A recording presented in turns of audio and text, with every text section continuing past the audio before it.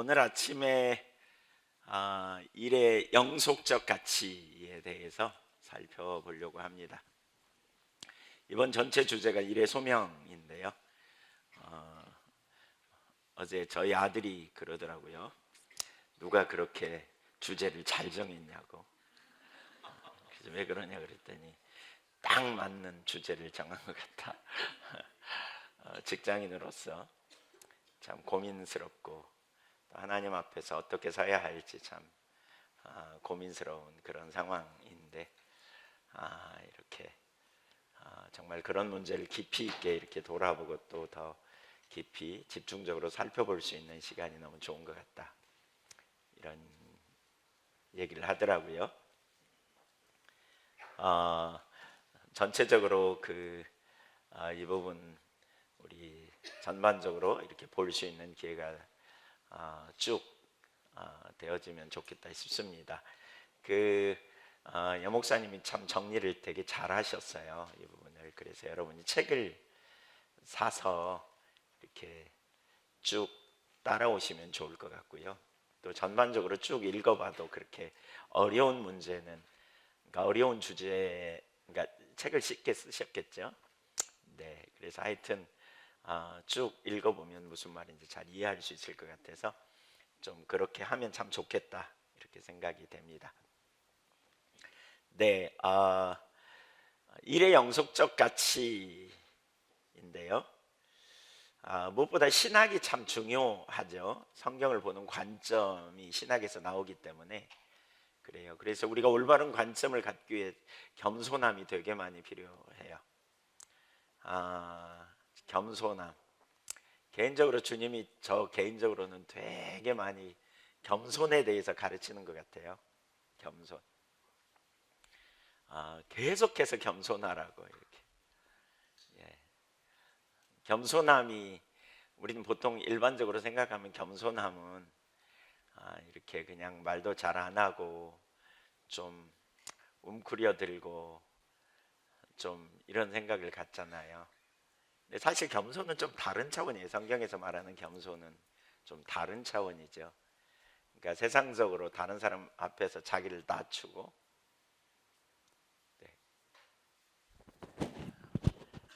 네, 잘 안 들린다고 좀 가까이 하라고 그래서. 잘 들려요? 네, 좀 안 울리게 해보면 좋을 것 같은데 나에게는 울리게 들리는데.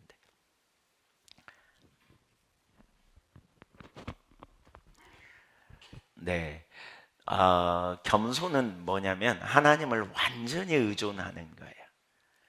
하나님을 완전히 의존하는. 그러니까 우리는 예를 들면 겸손하면 하나님의 행하심을, 또 어떤 일이 이루어지고 어떤 일을 성취하는데 이렇게 말하는 것도 하지 않는 이런 태도를 취하기가 참 쉽거든요. 네, 갈수록 더불어.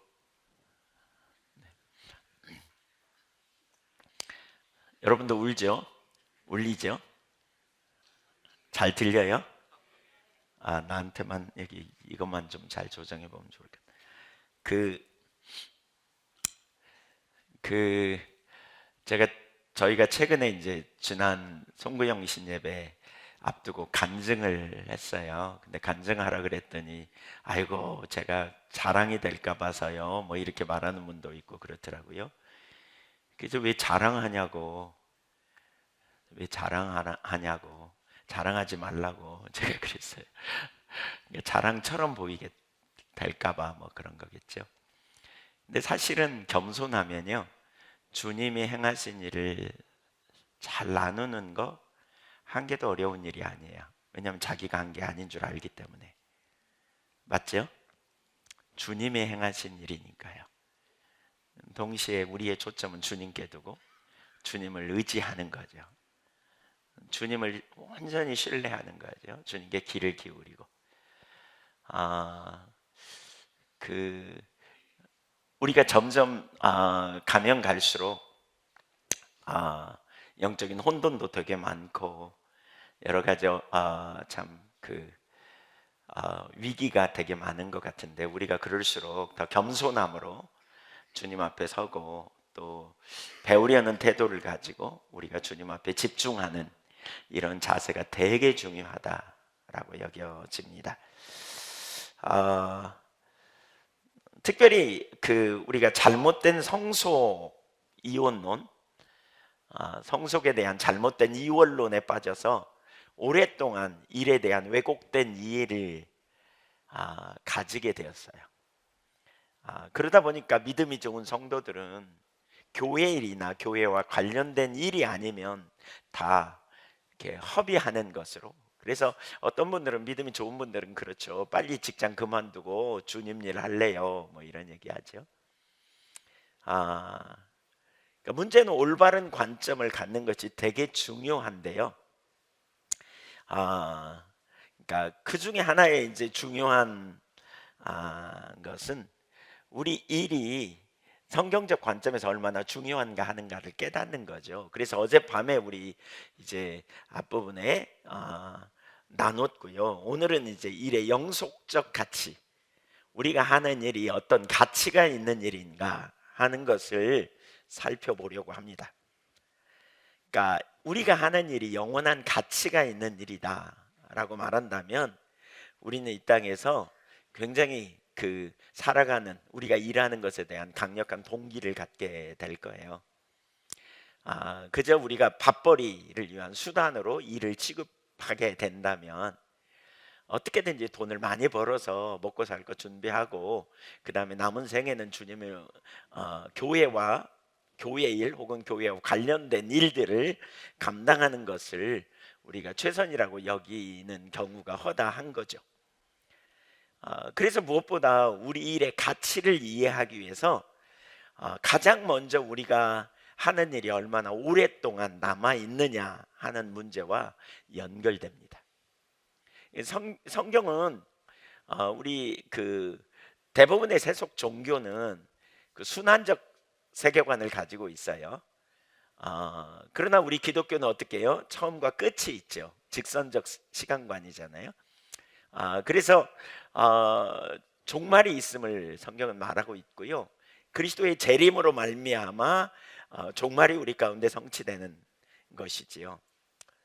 근데 이제 여기에 두 가지 이론이 있어요. 그리스도가 재림하실 때 이 땅이 완전히 소멸된다. 그래서 완전 소멸론을 주장하는 경향이 있고요. 또 다른 하나는 계속적으로 이 땅이 남아있다. 바꿔 말하면 죄가 사라지고 불의가 사라지고 하나님으로부터, 하나님의 원래 창조하신 세계로부터 왜곡된, 변질된 것들이 제거되고 새롭게 되어지는 것. 그래서 이걸 뭐라 그러냐면 갱신이론이라고 이렇게 말하더라고요.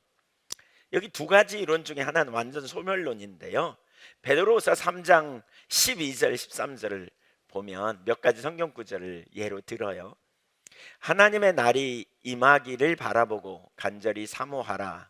그날에 하늘이 불에 타서 풀어지고 물질이 뜨거운 불에 녹아지려니와 우리는 그의 약속대로 의가 있는 곳인 새 하늘과 새 땅을 바라보도다. 요한계시록 21장 1절도 볼까요? 또 내가 새 하늘과 새 땅을 보니 처음 하늘과 처음 땅이 없어졌다. 그러니까 이런 구절들을 보면 뭐예요? 거기 11절도, 20장 11절도 한번 더 읽어볼까요? 또 내가 크고 흰 보좌와 그 위에 앉으신 이를 보니 땅과 하늘이 그 앞에서 피하여 간데 없더라. 이런 구절들을 보면 완전 소멸론이 옳은 것처럼 보여요. 그러니까 또 이런 구절들을 가지고 그걸 주장하는 학자들이 상당히 많이 있죠. 완전 소멸된다. 반면에 갱신론이 있어요. 갱신론. 로마서 8장 21절 22절에 보면 그 바라는 것은 피조물도 썩어짐의 종노릇한 데서 해방되어 하나님의 자녀들의 영광의 자유에 이르는 것이니라. 피조물이 다 이제까지 함께 탄식하며 함께 고통을 겪고 있는 것을 우리가 아느니라. 여기서 강조점이 뭐예요? 썩어짐의 종로로 해서 해방되는 것이지 피조물들이 사라져 없어지는 것이 아니다, 이렇게 말하고 있어요. 마태복음 19장 28절에서도 주님은 이렇게 말씀합니다. 예수께서 같이 읽죠. 시작. 예수께서 이르시되 내가 진실로 너희에게 이르노니 세상이 새롭게 되어 인자가 자기 영광의 보좌에 앉을 때에 나를 따르는 너희도 12보좌에 앉아 이스라엘 12지파를 심판하리라. 심판하리. 예수님이 오실 때 재림이죠. 종말에 어떤 일이 벌어진다고요? 세상이 새롭게 된다라고 표현하죠. 새롭게 돼요. 또 사도행전 3장 21절에 사도 베드로가 설교하면서 하나님의 영원 전부터 거룩한 선지자들 입을 통하여 말씀하신 바 만물을 회복하실 때까지는 하늘이 마땅히 그를 받아두리라. 만물이 회복된다, 이 말은 새롭게 된다, 이 말이거든요. 새롭게 된다. 그래서 완전 소멸된다 혹은 갱신된다 라는 두 가지 이론이 있어요. 이런 논란이 되게 오랫동안 계속돼 왔고요. 이런 논란을 주장하는 학자들이 나름 견해를 가지고 되게 많이 주장했어요. 자, 여러분은 어떤지 한번 보실까요? 나는 완전 소멸론이라고 들어왔고 그렇게 믿었다, 그런 사람 손 들어보세요.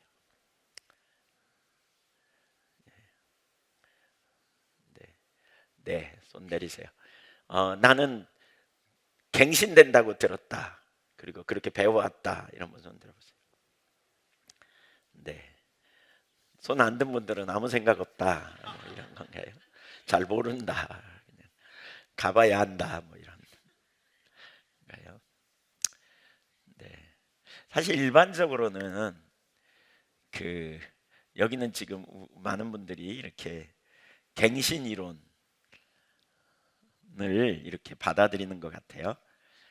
근데 사실 얼마 안 되셨죠? 네, 이거 공부하면서 그렇게 된 거죠? 네. 사실 우리나라가 세대주의 영향이 초창기부터 되게 많아가지고요. 공중 들림 받고 이 땅은 불타 없어진다, 뭐 이런 초창기에 과거에 우리 선교사님들이나 또 뭐 유명한 학자 중에 박형룡 박사 같은 분도 다 세대주의 영향을 우리가 초창기에 되게 많이 받아서 그런 영향이 사실 되게 많거든요. 근데 이런 부분을 신학적으로 잘 정리하는 게 되게 중요해요.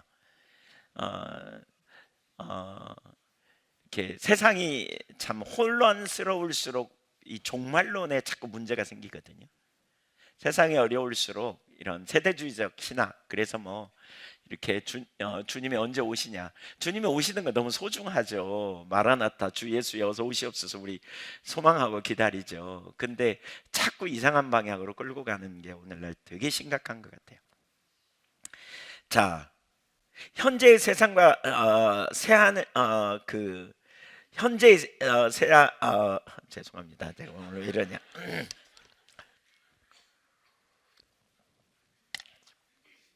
네, 현재의 세상과 새하늘과 새 땅으로 표현되는 천국 사이에 연속성이 있느냐 아니면 완전한 불연속성 뿐인가 하는 그런 쟁점. 이것이 우리가 이 땅에서 하는 일의 가치와 깊이 연관이 있다는 거죠. 만약에 완전 소멸이라면 우리가 이 땅에서 하는 일이 의미가 없어요. 그래서 D.L. 무디 목사님이 얘기한 것처럼 이 땅은 완전히 불타 없어지니까 우리가 이 땅에서 할 일은 침몰하는 배, 장식품을 닦고 있을 게 아니라 보트를 가지고 그 배에 승선한 사람들을 빨리 옮겨 태워서 구원하는 것뿐이다 라고 보는 거죠. 예, 구원하는 것뿐이다. 그러면 세상과 별로 관심도 없고 세상의 일, 세상적인 여러 가지 상황 별로 무관심하는 거예요. 우리가 할 일은 영혼 구원에만 유일한 초점을 두는, 여기에만 초점을 두는 거죠. 그러니까 빨리 영혼 구원해서 한 사람을 꺼내가지고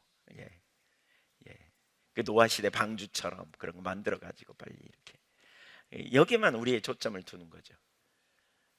그러나 갱신론이라면 상황은 좀 달라져요.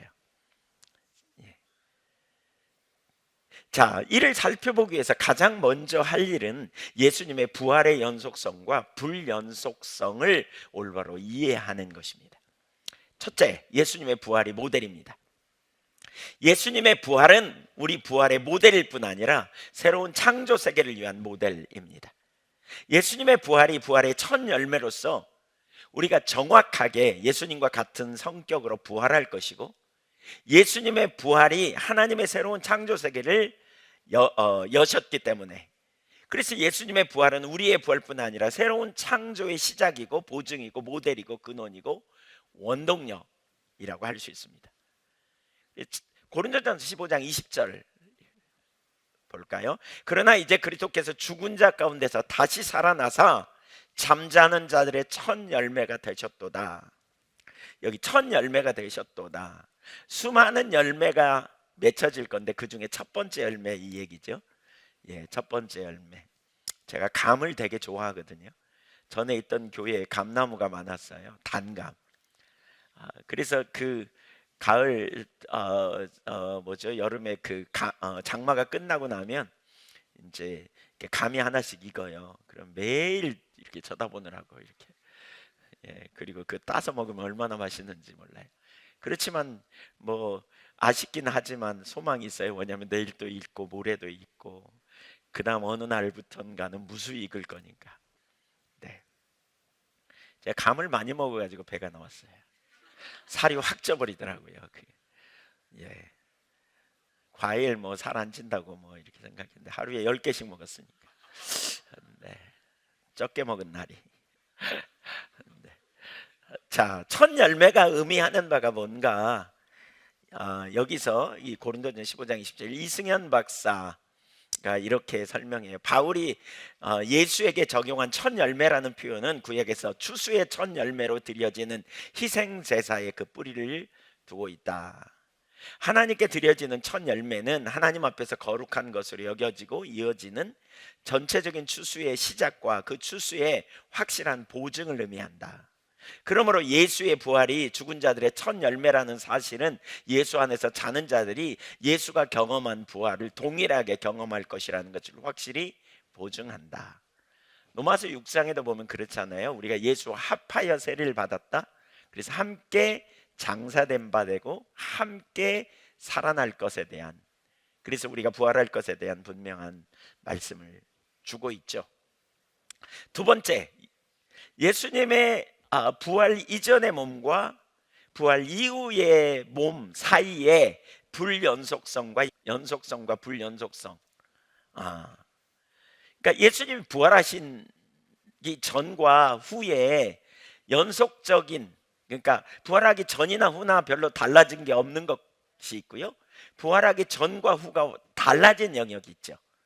달라진 것을 불연속성이라고 그러고 달라지지 않은 걸 연속성이라고 표현합니다. 그러니까 우선 불연속성이 훨씬 컸습니다. 예수님은 죽으셨다가 다시 그 몸으로 살아나신 것이 아니었어요. 죽었다가 그저 영으로 살아나신 것은 더더욱 아니죠. 그러니까 육체를 가지고 부활하셨어요. 그런데 그 육체는 죽기 전의 육체와는 전혀 다른 속성을 가진 그러한 신령한 몸으로 변화되는, 고린도후서 15장 44절에 의하면 우리가 신령한 몸으로 변화될 거라 그랬는데 신령한 몸으로 변화되는 그러한 육체였습니다. 그러니까 그 육체는 말하기도 하고 만질 수도 있고 식사도 같이 했습니다. 그러나 동시에 예수님은 부활의 몸을 가지고 계셔서 문이 잠겨 있는데도 어느 순간 그냥 나타나시기도 하고 또 이내 호련히 사라져 버리시기도 하시는 그런 몸. 어떤 때는 제자들이 부활하신 예수님을 알아보기도 했지만 엠마오로 내려가는 두 제자는 전혀 그 함께 가심에도 불구하고 알아보지 못하는 일도 있었습니다. 무엇보다 그 부활의 몸은 썩지 않을 육체였습니다.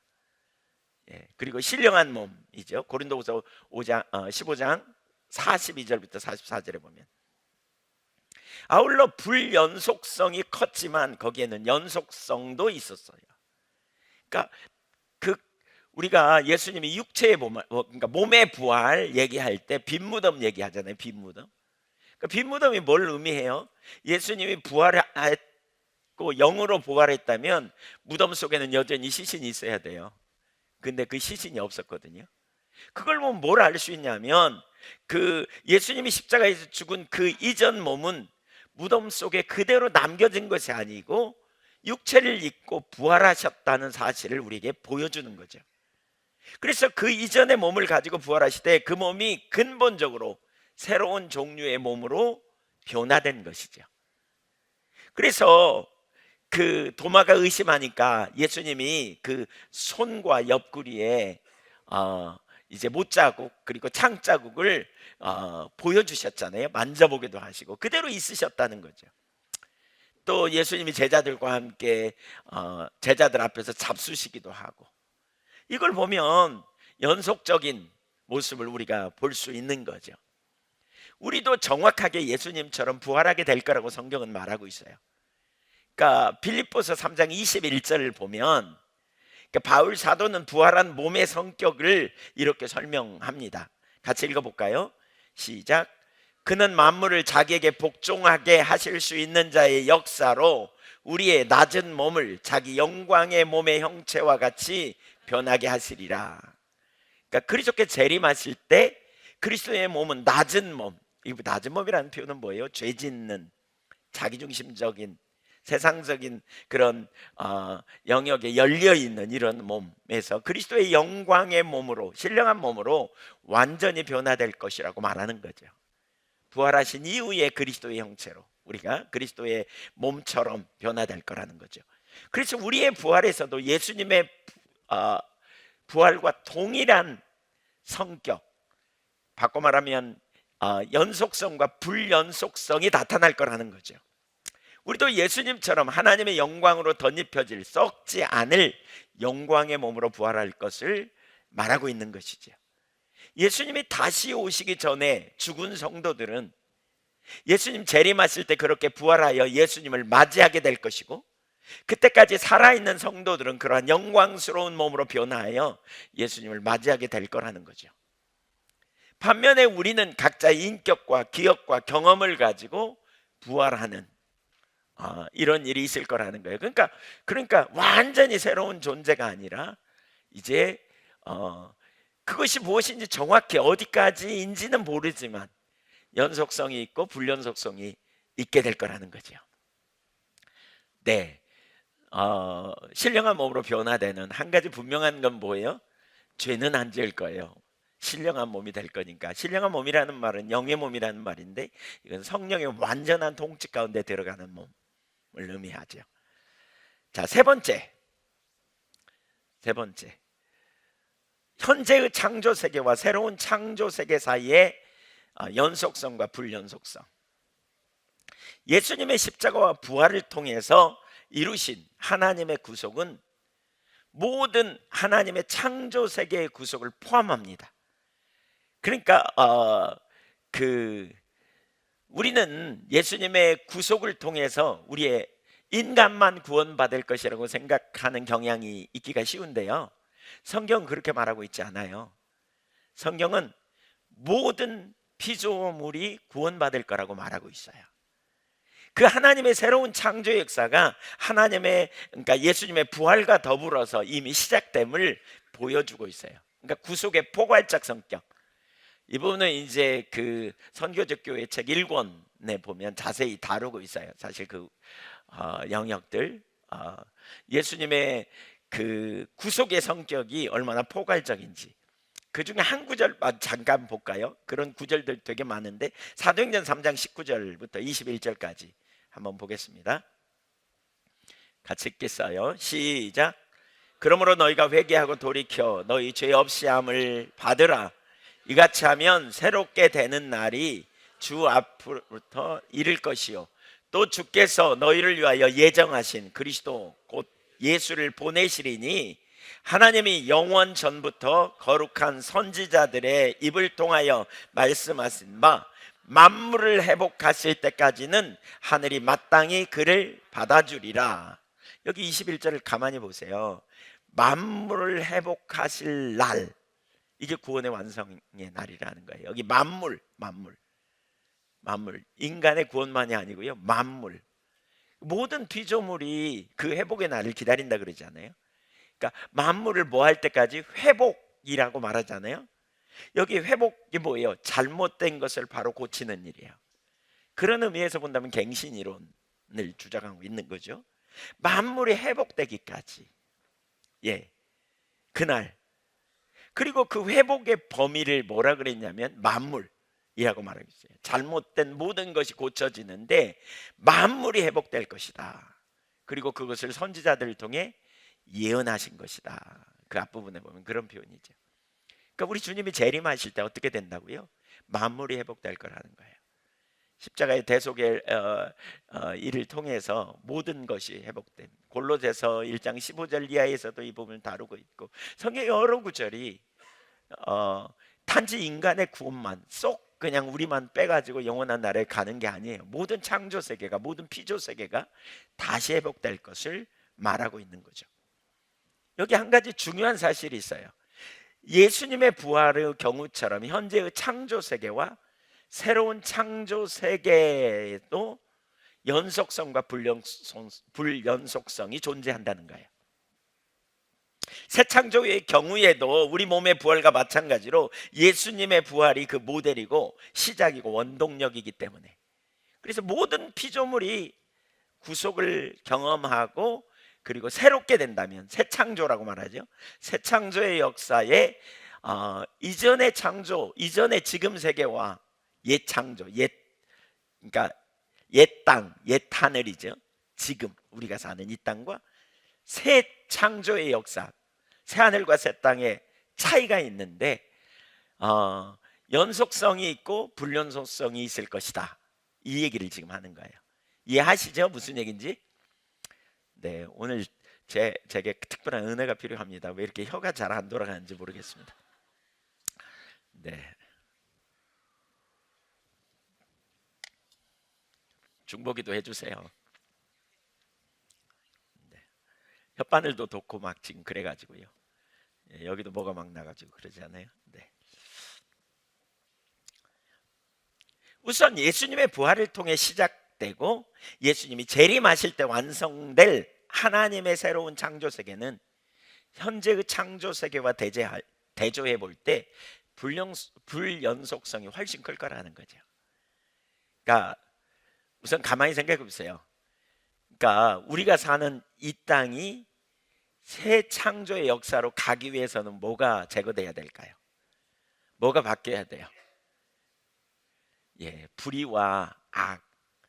그렇죠. 수많은 변화가 일어나야 될 거예요. 과연 이게 가능할까? 뭐 이런 오염만 해도 생각해 보세요. 오염, 지구의 오염, 땅의 오염, 바닷가에 그 어마어마한 크기의 그 쓰레기 섬이 떠다닌다잖아요. 태평양에 뭐 이런 거 예. 다 제거돼야 되잖아요. 그렇죠? 한편으로는 예수님이 다시 오실 때 하나님의 성령의 역사로 우리의 몸이 예수님의 부활의 몸과 같이 하나님의 영광으로 덧입혀진 그러한 부활의 몸을 입고 부활할 것처럼 현재의 창조 세계도 하나님의 성령의 역사로 하나님의 영광으로 덧입혀진 새로운 창조 세계로 변화될 거라는 거죠. 그걸 뭐라 그래요? 새 하늘과 새 땅. 줄이면 뭐라 그래요? 신천지. 아, 이거 이 좋은 말을 갖다 붙여가지고 이게 참, 예, 예. 신천지 좋은 말 같은 새 하늘과 새 땅. 네. 그 땅에는 어떤 불이나 죄나 타락이나 부조와 깨어진 관계 등이 완전히 없을 것이죠. 그러니까 모든 죄와 그 영향력들을 주님께서 정화하고 깨끗하게 하실 거라는 거죠. 거기에는 사탄 또는 모든 악의 세력도 더 이상 존재하지 않게 될 것이죠. 그래서 요한계시록 21장 5절에서 예수님께서 다시 오실 때 하나님께서 모든 세계를 근본적으로 새롭게 하실 거라고 말하거든요. 그러니까 요한계시록 21장 5절에 보면 보좌에 앉으시니가 이르시되 보라 내가 만물을 새롭게 하노라 하시고, 여기 새롭게 하노라 라고 말씀하는 거죠. 새롭게 되는 거죠. 완전히 새롭게 되어지는 자리로 가는 이것, 예. 이걸 말하는 거예요. 그런데 우리가 여기서 살펴보고자 하는 것은 불연속성이 크되 연속성도 존재한다는 사실에 초점을 맞춰서 살펴보려고 해요. 정확하게 예수님의 부활에서 볼 수 있는 것과 같이 현재의 창조 세계는 모두 불타 완전히 소멸되고, 그러니까 완전 소멸론을 얘기하는 거죠. 하나님께서 무에서 새롭게 만든 새로운 창조 세계가 생겨나는 것이 아니라는 거죠. 갱신론이라는 거예요. 갱신론. 현재의 창조 세계가 예수님의 부활에서 볼 수 있는 것처럼 하나님의 영광으로 덧입혀져 새로운 창조 세계로 변화될 거라는 거죠. 모든 불의한 것들이 불로 정화되고 하나님의 영광으로 충만한 에덴 동산에 있었던 것 같이 그렇게 완전히 새로운 창조 세계로 새롭게 갱신되어지는, 회복되어지는 이런 일이 일어날 거라는 거예요. 하나님께서 현재의 창조 세계를 완전히 멸하시지 않는 이유 중 하나는 현재의 창조 세계가 하나님의 선하신 창조물이기 때문입니다. 제가 이름을 까먹었어요. 아까까지 생각했는데 유명한 어떤 학자는 뭐라 그러냐면, 만약에 그 완전 소멸론이 옳다면 하나님은 마귀에게 진 거다, 이렇게 봐야 된다. 이 땅을 하나님이 보시기에 심히 좋았더라, 그렇게 창조했는데 영적 전쟁에서 실패해가지고 이 땅을 다 없애버리고 새로 만든다는 건 그건 올바르지 않은 주장이다, 이렇게 얘기해요. 비록 인간의 죄로 오염되었지만 이 창조 세계는 본래 악한 게 아니에요. 헬라 철학이 주장하는 것처럼 악한 게 아니에요. 창세기 1장 31절에 하나님이 뭐라 그랬어요? 보시기에 심히 뭐에? 좋았더라 그랬어요. 보시기에 심히 좋았더라. 그래서 하나님이 그렇게 만드신 세상이라는 거죠. 그래서 이 땅을 그냥 없애버리고 다시 새롭게 했다, 이렇게 말할 수 없어요.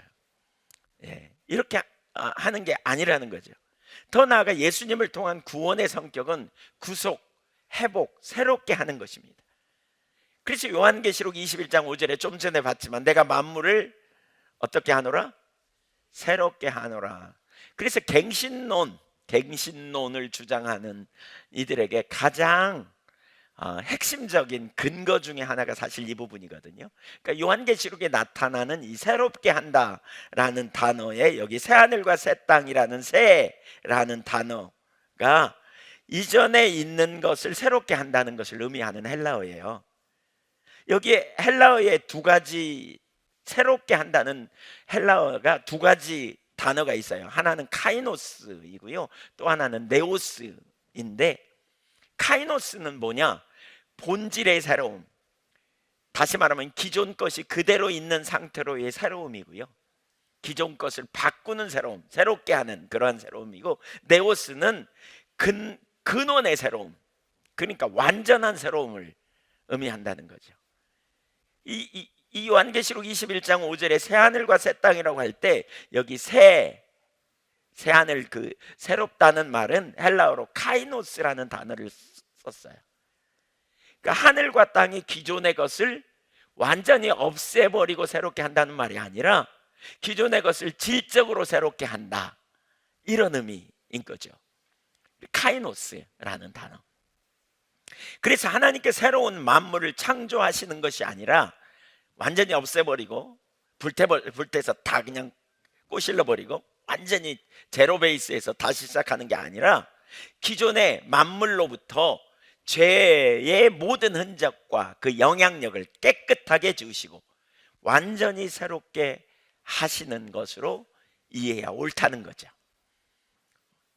그렇게 새롭게 하는. 그래서 갱신 이론이 더 훨씬 설득력이 있어요. 개혁주의 신학에서 주장하는 것은 뭘까요? 뭐예요? 네, 마틴 루터는 소멸론을 주장해요. 근데 칼빈에 가가지고요 갱신론을 주장합니다. 실제로 많은 학자들이 소멸론을 주장하는, 예를 들면 칼바르트 같은 사람은 소멸론을 주장해요. 그러나 에밀 브루너 같은 사람은 갱신 이론을 주장해요. 톰 나이트나 뭐 이런 학자들, 최근의 학자들은 더 이제 그 갱신 이론을 주장하고 이게 훨씬 더 설득력이 있는 주장으로 일반적으로 받아들이죠. 그런 관점으로 본다면 창조 세계가 이제 완전히 불타 없어지는, 사실 저도 개인적으로 과거에는 그런 생각 가지고 있었거든요. 그렇게 내내 들어왔던 것 같아요. 뭐 부흥회만 가면 그러잖아요. 그냥 옛날에 부흥회 종말론 엄청 많이 얘기했잖아요. 불타 없어지고 우리는 들려 올라가 새하늘과 새 땅에서 잘 먹고 잘 살 거다. 이런 관점 많이 가졌던 것 같아요. 그러니까 초점이 언제 어떻게요? 환경이 어렵고 상황이 어려우면 언제나 주님 오실까, 빨리 가버리면 좋겠다, 뭐 이런 거 되게 많이 우리 초점 뒀잖아요. 현실에서 잘 살고 현실에서 어떻게 주어진 삶을 최선을 다해 살아갈까, 여기에 초점 두지 않고 빨리 그 나라에 가버려야 되겠다, 뭐 이런 생각. 혹시 그런 생각 가지고 있었던 분은 각성하세요. 오늘 바꾸세요. 아, 틀렸구나, 이 땅에서 잘 살아야 되겠구나, 이렇게 바꾸시면 좋겠어요. 연속성이 있어요. 불연속성을 지금 설명했어요. 불연속성. 그러니까 갱신된다는 거죠. 완전히 불타 없어지는 뭐가요? 잘못된 것, 거짓된 것, 불의, 죄, 악한 영, 그리고 그것의 영향력들, 이것들이 제거된다. 연속성은 뭡니까? 성경 몇 구절 우리가 보죠. 그중 하나가 고린도전서 3장 12절부터 15절, 대표적인 구절 중에 하나입니다. 같이 교독할까요? 만일 누구든지 금이나 은이나 보석이나 나무나 풀이나 집으로 이 터 위에 세우면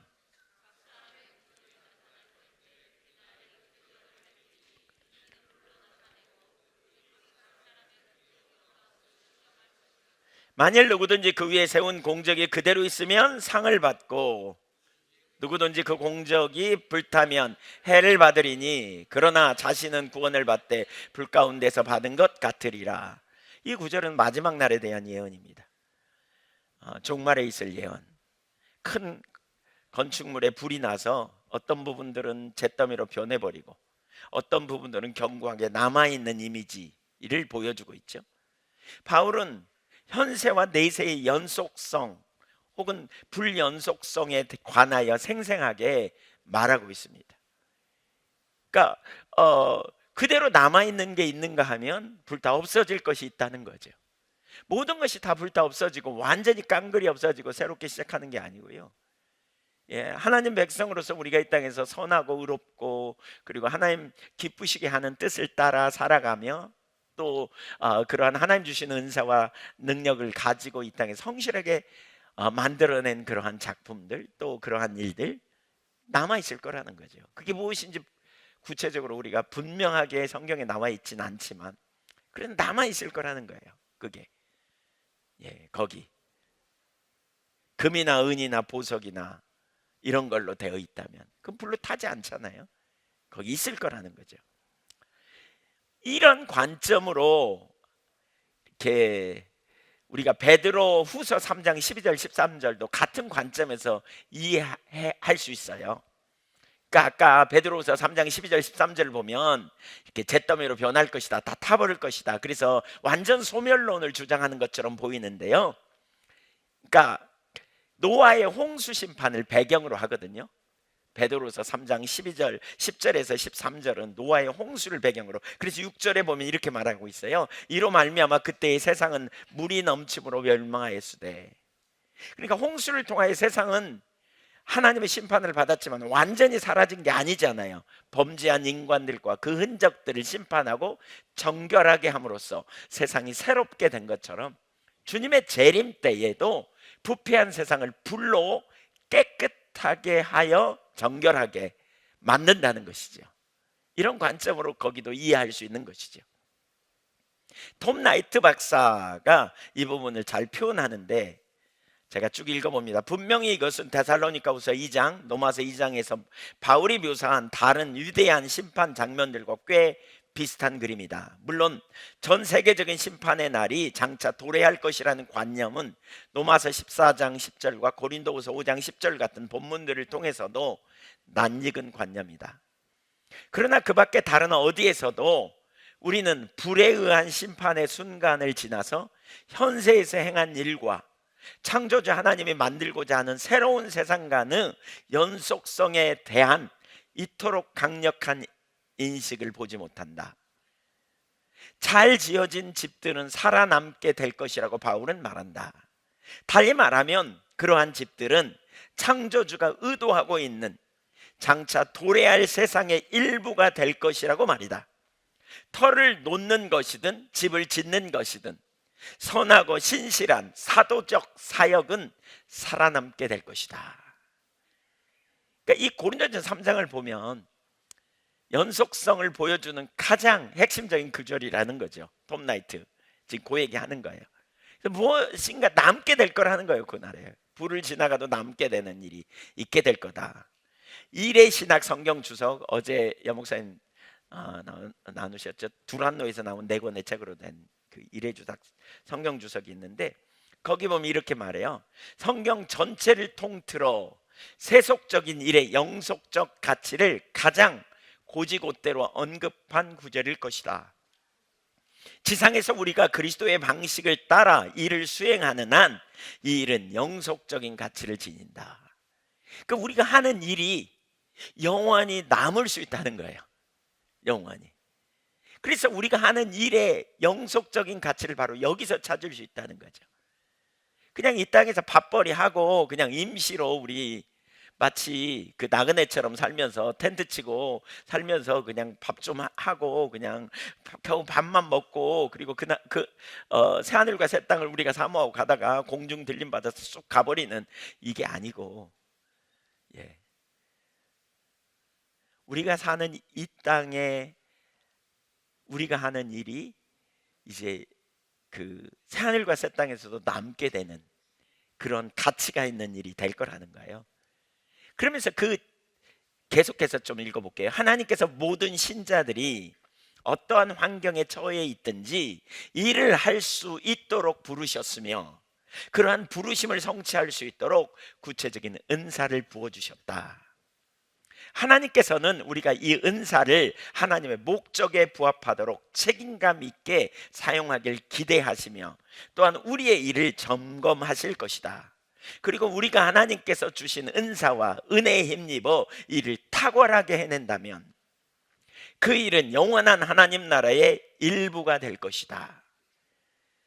우리는 고용주에게 인정받거나 더 많은 급여에 매달리기보다는 이러한 사실에 동기를 부여받아 최대한 선행을 행해야 한다.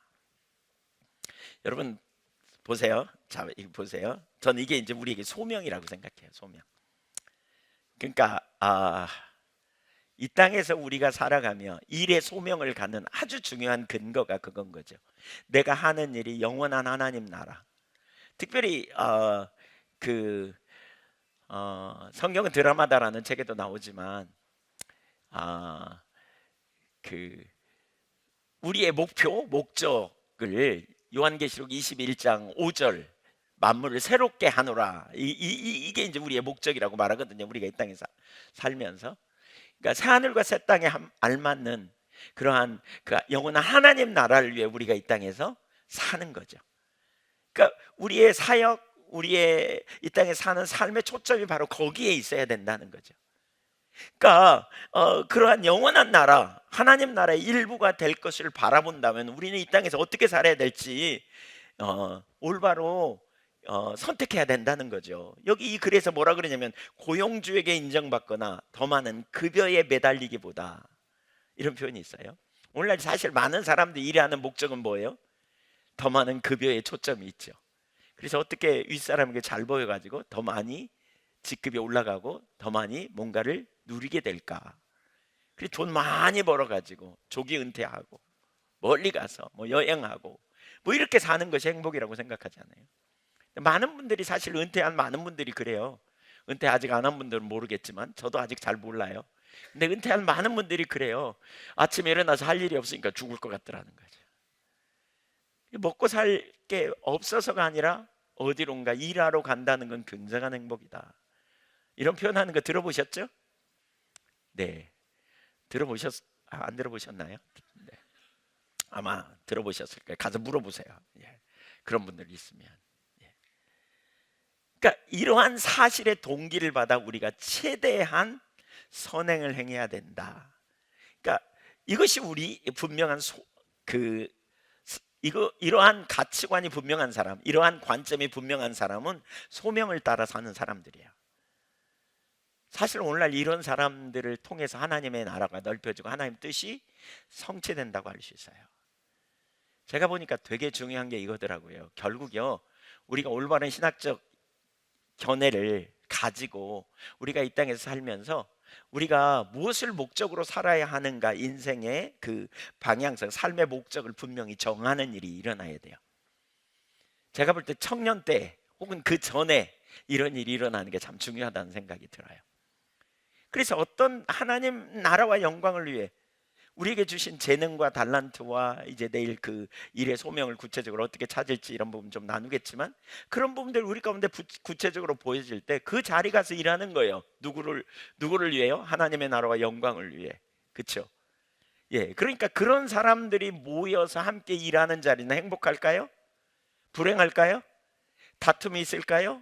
왜 나만 일해? 그리고 입이 나올까요? 절대로 안 그럴 거예요. 저희가 교회 안에서 여러 가지 하나님께서 인도하셔서 교회 안에서 사역이 여러 가지가 있어요. 요양원 사역, 대안학교 사역, 우리 사나리 학교, 또 선교원. 예, 이거 뭐 많지는 않지만 그래도 유급입니다. 유급. 또 교회 안에 스탭들. 제가 최근에 이런 부분들을 자세히 보면서 되게 중요한 한 가지는 소명이 있는 사람들이 팀이 되는 게 중요하구나, 이걸 깨달았어요. 교회 안에서 어떤 사역을 감당하거나 우리가 그리스도인들이 모여서 어떤 일을 감당하거나, 특별히 여러분의 직장이 예를 들면 기독교인들끼리 할 수 있는 직장이라면 그 팀을 세우는데 소명이 같은 사람들끼리 해야 돼요. 예, 소명이 있는 사람들. 소명이 있는 사람들은 그 소명을 보고 달려가기 때문에 다 똑같이 가요. 다 똑같이. 이 팀을 세우는 게 되게 중요하더라고요. 그래서 공동체성이 거기서 나오고요, 팀이 세워져요. 저희 사나리 학교 같은 데는 사실 인원이 그 스텝이 몇 명 되지 않거든요. 근데 제가 가만히 보면서 우리 선생님들을 보면 똘똘 뭉쳐 있어요. 그리고 대화하는 거 보면 아주 그냥 무엇이든지 다 나누고, 그리고 필요하다면 적극적으로 돕고, 좀 약한 뭐 육신적으로 약해도 다른 사람들이 커버하고, 또 어려움이 있으면 또 그 부분에 방향 제시하고, 그러면서 서로 불평하지 않고 그냥 딱 단합돼서 가는 모습을 봐요. 제가 이걸 보면서 원동력이 뭘까, 이렇게 잘 되어가는 원동력이 뭘까 보니까 공동체성을 이루는 소명에 따라 하나됨. 그러니까 공동체를 이루는 그 기본이 뭐가 돼야 되냐면 소명이 같아야 돼요. 일의 소명도 마찬가지예요. 그러니까 우리 모든 영역에서 가르친 일에 소명 있는 사람들끼리 뭉치니까요, 너무너무 놀라운 시너지 효과를 내요. 예. 내가 왜 5시 넘었는데 계속 있어야 돼? 이렇게 말하지 않아요. 내가 왜 시간 지냈는데 이 시간 일해야 돼? 왜 나만 그래야 되는데? 라고 말하지 않아요. 소명이 없는 사람이 그 자리에 가서 밥벌이로 일하려고 해보세요. 얼마나 힘들겠어요. 눈치 보이고. 이게 정말 중요하다 싶어요. 그러니까 무엇이 우리를 정말 우리의 삶에 진정한 행복을 줄 수 있는가. 그래서 이렇게 우리가 하는 일의 연속성, 그것은 뭐와 연관이 있어요? 하나님의 나라와 관련이 있는 거죠. 그래서 마태복음 6장 33절에 뭐라 그랬어요? 너희는 먼저 그의 나라와 그의 의를 구하라. 소명을 따라 가는 거죠. 그리하면 이 모든 것을, 무엇이 필요한지, 무엇을 있어야 되는지 다 아시는 하나님께서, 너희 천부께서 다 아시느니라 말씀하신 하나님께서 필요도 채우시고 돌봐주실 걸 신뢰하고 믿음으로 나아가는 이 삶, 이런 팀들이 세워지는 게 관건이라는 생각이 들었어요. 어떠세요? 여러분이 일하는 현장에 소명이 있어요? 그런 의식이 있나요? 하나님 나라와 영광을 위해 내가 이 일을 맡고 있고 그 일의 가치를 아는, 이것이 얼마나 소중하고 귀한 일인지를 아는, 이게 얼마나 중요한지 모르겠다 싶더라고요. 혹시 교회 안에서 저희처럼 학교하거나 혹시 교회 팀들을 중심으로 하나님 인도하셔서 뭘 하시려면 그렇게 팀을 세워가야 돼요. 외국인 유학생 사역도 제가 보니까요, 소명 있는 사람들이 가요. 그래서 성탄절 오후에 그 쉬고 싶은 그 가족끼리 보내라 그랬더니 다 모여가지고 제가 가보니까 외국인 유학생들 뭐 해준다고 그냥 달라붙어서 그냥 온 가족이 다 달라붙어서, 그래서 얼굴을 봤더니 다 짜증낸 사람 한 명도 없어요. 다 기쁨으로 신나서 하는 거죠. 이게 얼마나 중요한지 모르겠어요. 이런 팀들을 세워야 돼. 이런 팀들. 저는 교회 스텝도 마찬가지라고 생각해요. 제가 저희 교회 스텝들한테 대놓고 그런 표현 하거든요. 부르심이 아니면 그만둬야 된다 이렇게. 대놓고는 안 했군요. 간접적으로 이렇게. 네, 간접적으로. 귀 있는 자는 들을지어다 막 이러면서 이렇게. 영원한 하나님 나라, 영원한 가치가 있는 일, 그 일에 하나님이 행하시는 일에, 하나님이 앞서가셔서 행하시는 일, 또 하나님이 우리로 하여금 어제 그 우리가 하는 일을 하나님의 관점으로 본다면, 하나님이 나를 통해서 일하시는, 하나님이 누군가를 공급하실 때 나를 통해서 공급하신다면, 하나님이 이 나라를 지키는 일에 하나님이 나를 세우셨다면 내가 그 일을 감당하는 일에 하나님 나라 동역자로서 그 일을 감당할 때 그것이 얼마나 기쁨으로, 얼마나 소명으로, 얼마나 신나는 일로, 돈 많이 벌리지 않아도, 그걸 통해 뭔가 열매를 거두지 않아도 얼마나 신나는 일이겠어요. 밥벌이로 농사짓는 사람하고 소명으로 농사짓는 사람은 근본적으로 다르겠죠.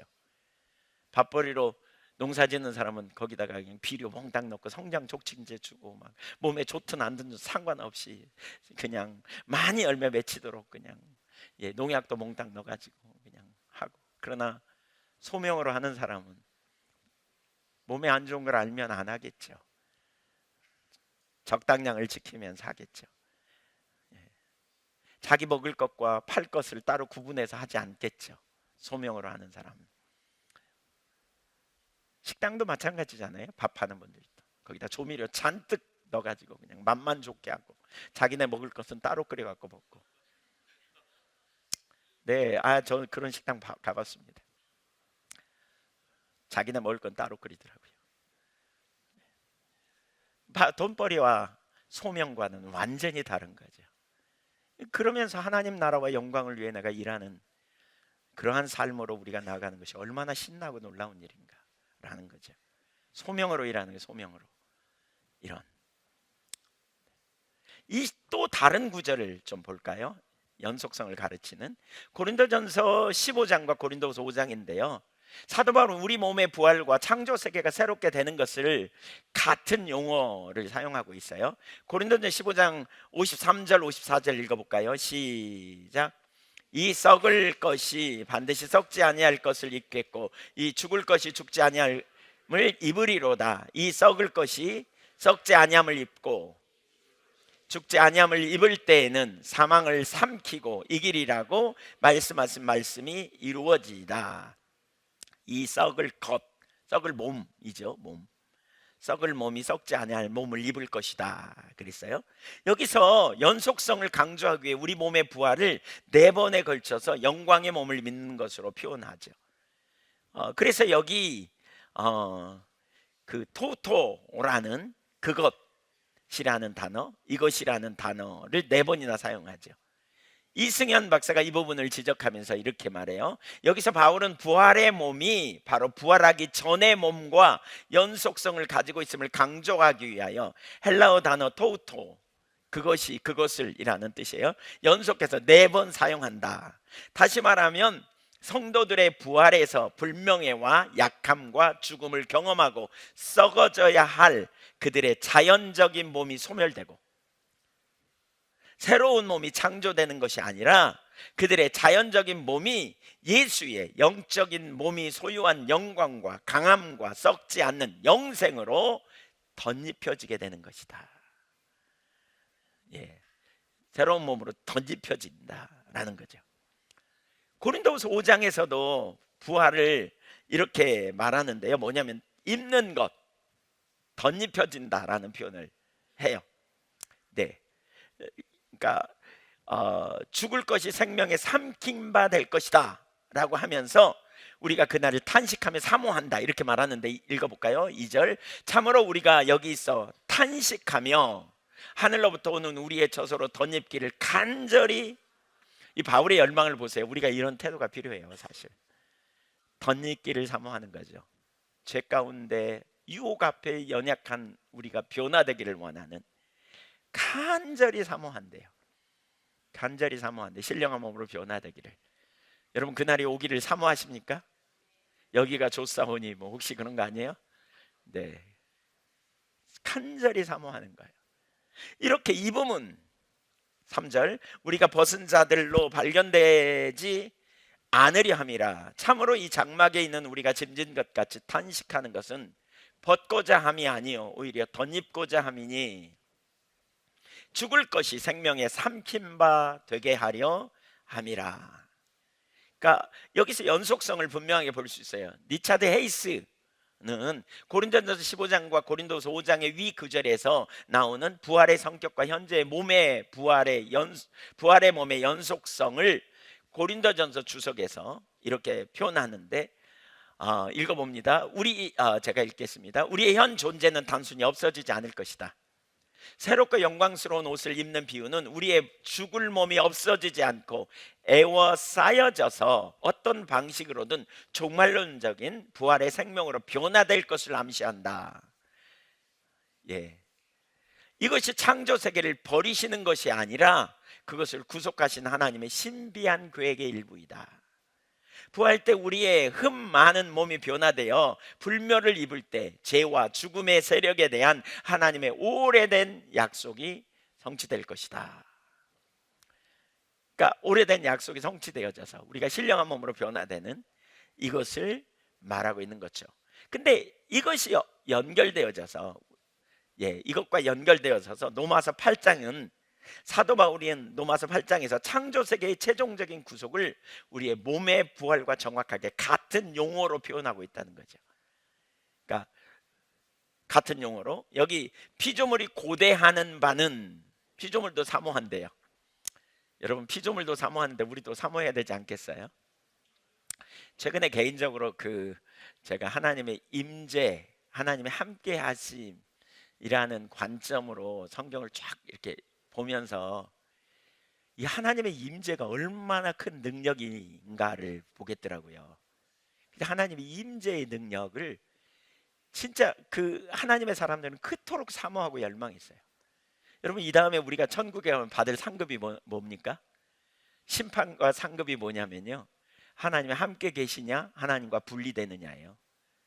상급은 하나님과 함께 있는 거고요, 심판은 하나님과 분리되는 거예요.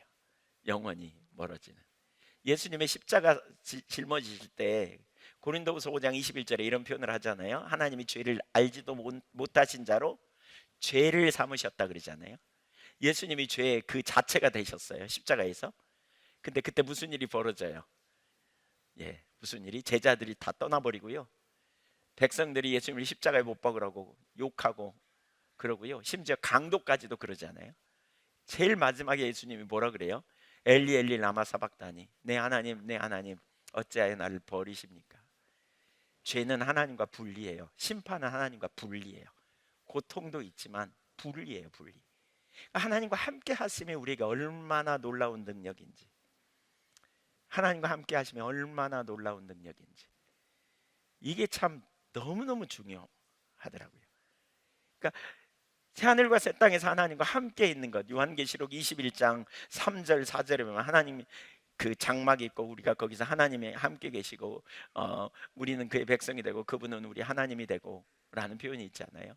그 결과로 4절에 눈에서 눈물을 씻기시고 죽는 것이나 애통하는 것이나 곡하는 것이나 아픈 것이 다시 있지 아니하는, 돌보시고 싸매시고 회복이 일어나는, 완전한 회복이 일어나는, 새하늘과 새 땅에서 이런 회복이 일어나는 거죠.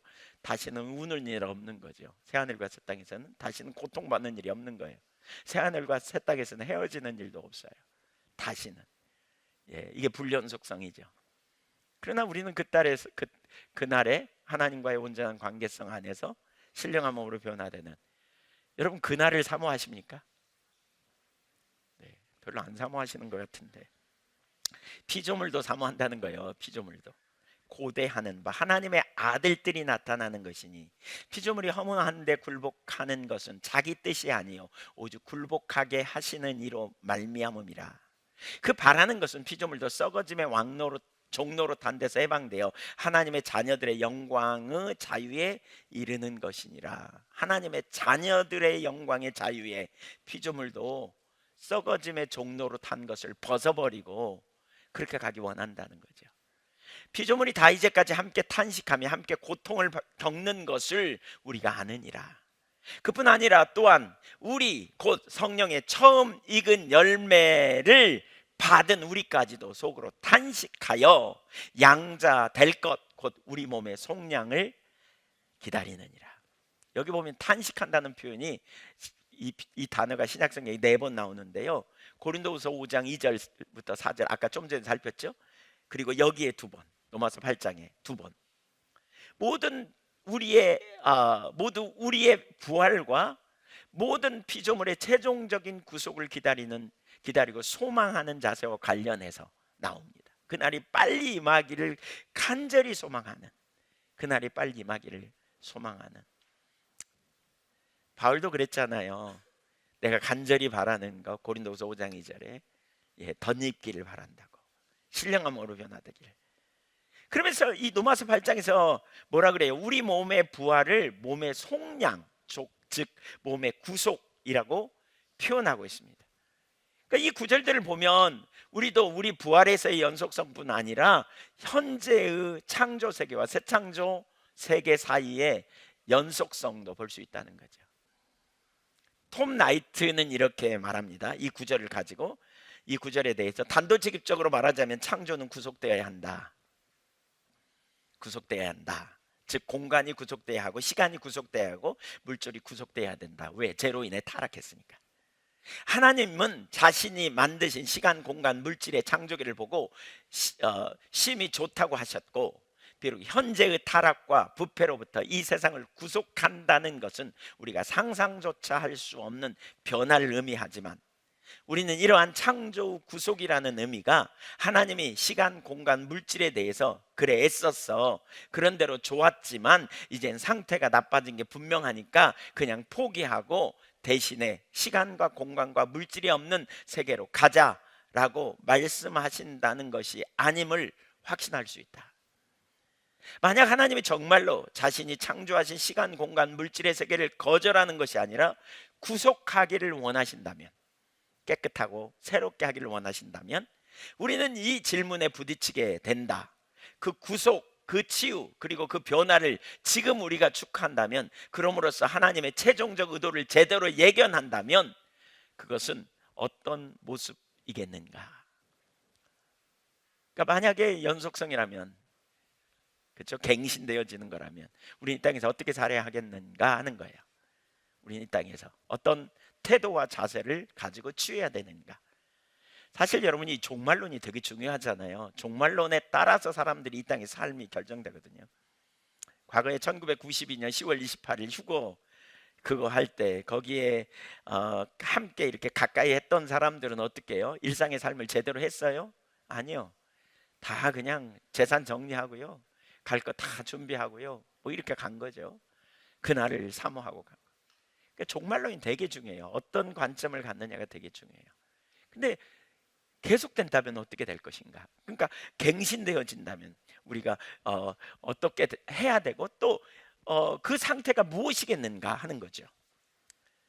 그래서 4번째, 연속성은 우리 일이 영속적인 가치를 가지고 있는 것을 보여줍니다.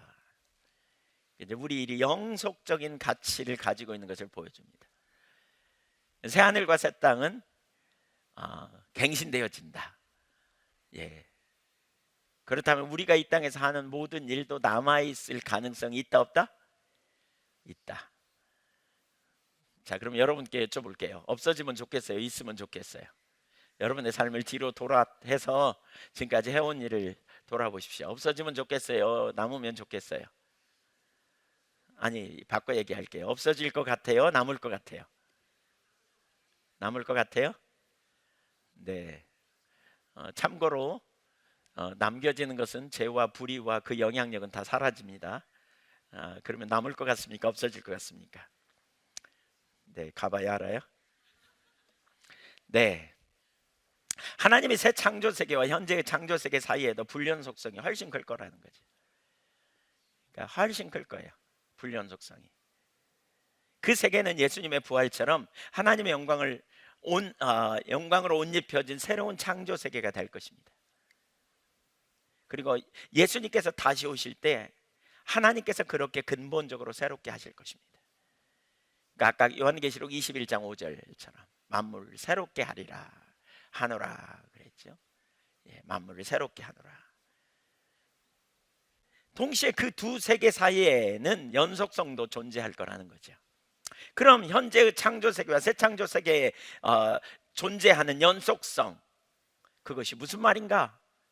이 땅에서 주님 안에서 성령의 인도를 따라 행한 소중한 일들, 그러니까 우리가 하나님 나라, 바꿔 말하면 하나님 중심적인 자리에 있으면서 성령의 인도를 따라 이 땅에서 우리가 하나님의 자원을 힘입어 행한 그 모든 일들, 그 소중한 일들이 새로운 창조 세계에 남게 될 것이라는 뜻입니다. 여기에 우리가 하는 일의 영속적인 가치가, 일의 가치가 있습니다. 그리고 여기에 우리가 하는 일의 소중함이 있습니다. 일터 사역 부분에서 권위자 중인 한 사람 폴 스티븐스, 그가 쓴 일터 사역에 보면 하나님께서 마지막에 세상의 불로 심판하실 것이라는 고린도전서 3장과 고린도전서 13장 13절을 서로 연결하면서 이렇게 말해요. 고린도전서 13장 13절은 뭔지 아시죠? 한번 읽어보죠. 그런즉 믿음, 소망, 사랑 이 세 가지는 항상 있을 것인데, 항상 있을 것이다, 이 말을 좀 기억하고요. 고린도전서 아까 3장 10절 이하에는 뭐예요? 지혜로운 건축자와 같이 세울 건데 금이나 은이나 보석이나 나무나 풀이나 집으로 이 터 위에 세우면 각 사람의 공적이 나타날 거다. 언제? 그날에 공적이 밝혀진데 불로 나타날 거다. 불이 지나가면서 싹 태워버릴 거고 남을 것이 있을 거다. 지금 그 얘기 기억하시죠? 그 얘기. 그래서 15절에 누구든지 공적이 불타면 해를 받으리니 그러나 자신은 구원을 받되 불 가운데 받은 것 같으리라. 이 두 구절을 가지고 이렇게 폴 스티븐슨 얘기해요. 바울이 고린도전서 3장 10절부터 15절과 13장 13절에서 분명히 밝히듯 영구히 남는 것은 우리의 삶과 동떨어진 믿음, 소망, 사랑이라는 순수 미덕이 아니라 믿음과 소망과 사랑 안에서 수행된 일이다. 마지막에 이르면 불로 인해 믿음, 소망, 사랑 안에서 수행된 일들의 불순물은 다 타버리고 순전한 모습만 남게 되어 베드로서 3장 12절에서 말하는 것처럼 새하늘과 새 땅에 자리 잡게 될 것이다. 불을 결국 지나가는, 다 타버리는, 그러나 남는 게 있다는 거죠. 우리는 새하늘과 새 땅, 특별히 요한계시록 21장 1절부터 4절에 새하늘과 새 땅에 대한 이야기가 계속 나오죠. 거기에서 새 땅을 너무 쉽게 빠뜨리는 경향이 있다. 심지어 내가 하는 일 가운데 일부도 영구히 남게 되고 나의 상상을 초월해 거기에 자리 잡게 될 것이다. 그래서 폴 스티븐스는 이렇게 말해요. 내가 만든 삽목 베란다, 내가 가르친 반, 사업계획, 책 2억 권, 내가 작성한 한두 편의 설교, 손자들을 위해 만든 보트, 내 특기인 특별한 팬케이크 등도 그러할 것이다. 생각보다 많이 남길 거라고 이분은 보는 거죠. 네. 그 책 49쪽에서 이렇게 또 말해요. 기업 활동도 죄가 정화된 상태로 영구히 남아 새 하늘과 새 땅에서 자기 자리를 차지하게 될 것이다. 무슨 일이 영구히 남느냐 하는 것은 아주 중요한 문제다. 교회는 전통적으로 오직 영혼과 관련된 일만 남는다고 가르쳐 왔다. 그런데 그리스도인의 장래는 몸의 부활에 있는 만큼 고린도전서 15장 58절에 너희 수고가 주 안에서 헛되지 않다는 말씀을 상기할 필요가 있다.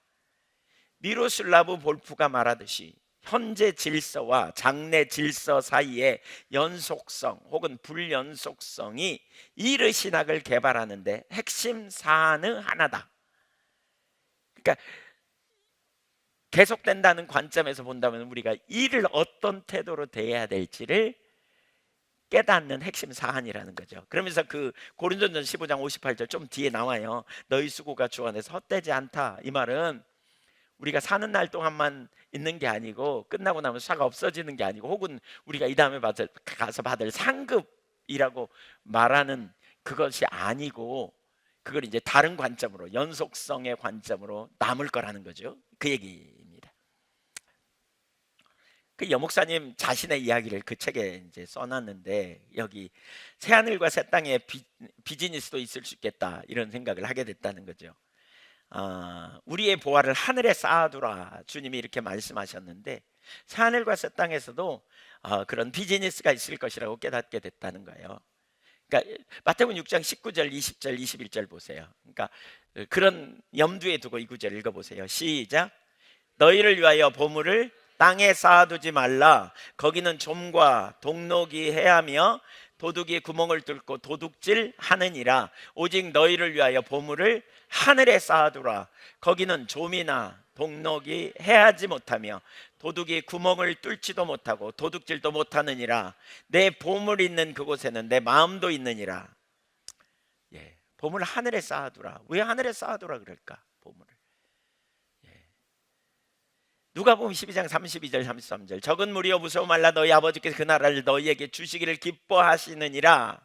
33절 너희 소유를 팔아 구제하여 낡아지지 아니하는 배낭을 만들라. 곧 하늘에 둔 바 다함이 없는 보물이니 거기는 도둑이 가까이 하는 일도 없고 좀도 먹는 일이 없느니라. 달란트 비유에서도 이걸 가르치죠. 예, 그러니까 마태복음 25장 21절 10달란트를 남긴 자에게 주신 말씀이죠. 5달란트 남겨서 10달란트를 가지고 온 그 종에게 주신 말씀. 그 주인이 이르되 잘하였도다 착하고 충성된 종아, 내가 작은 일에 충성하였음에 내가 많은 것을 내게 맡기리니 내 주인의 즐거움에 참여할지이다 하고. 예, 그러니까 이걸 보면 사실 하늘나라에도 보화가 필요한가?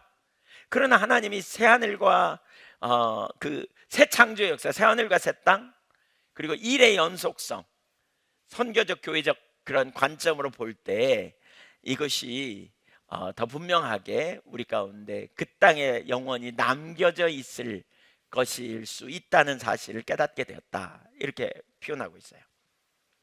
네, 그러니까 새 하늘과 새 땅에도 비즈니스가 있을 거라는 거죠. 예, 그러한 영역. 예. 폴 스티븐스는 성경이 복음 전도와 직접적으로 관계없는 일이라도 그 일부는 영구히 남아있게 될 거라는 그리고 새하늘과 새 땅을 기억하게 될 것이라고 말하고 있다면서 그에 대한 10가지 증거를 제시합니다. 그 중에서 몇 구절 살펴보면 그러니까 매우 중요한 부분인데요. 특별히 요한계시록 21장 22절 이하는 새 예루살렘, 새 하늘과 새 땅에서 일어날 일을 보여줘요. 그러니까 21장 21절부터 27절까지 한번 볼까요? 그러니까 새 하늘과 새 땅에서 어떤 일이 있는가? 새 예루살렘이라 그러죠. 성 안에서 내가 성전을 보지 못하였으니 이는 주 하나님 곧 전능하신 이와 및 어린 양이 그 성전이심이라. 그러니까 주님과 어린 양이 그 성전이라는 거죠. 23절 그 성은 해나 달의 비침이 쓸데없으니 이는 하나님의 영광이 비치고 어린 양이 그 등불이 되심이라. 거기는 다시는 불빛이 필요 없어요. 거기는 불 쓰려고 석유 할 필요도 없고 태양광 달 필요도 없고 왜 주님이 비치니까.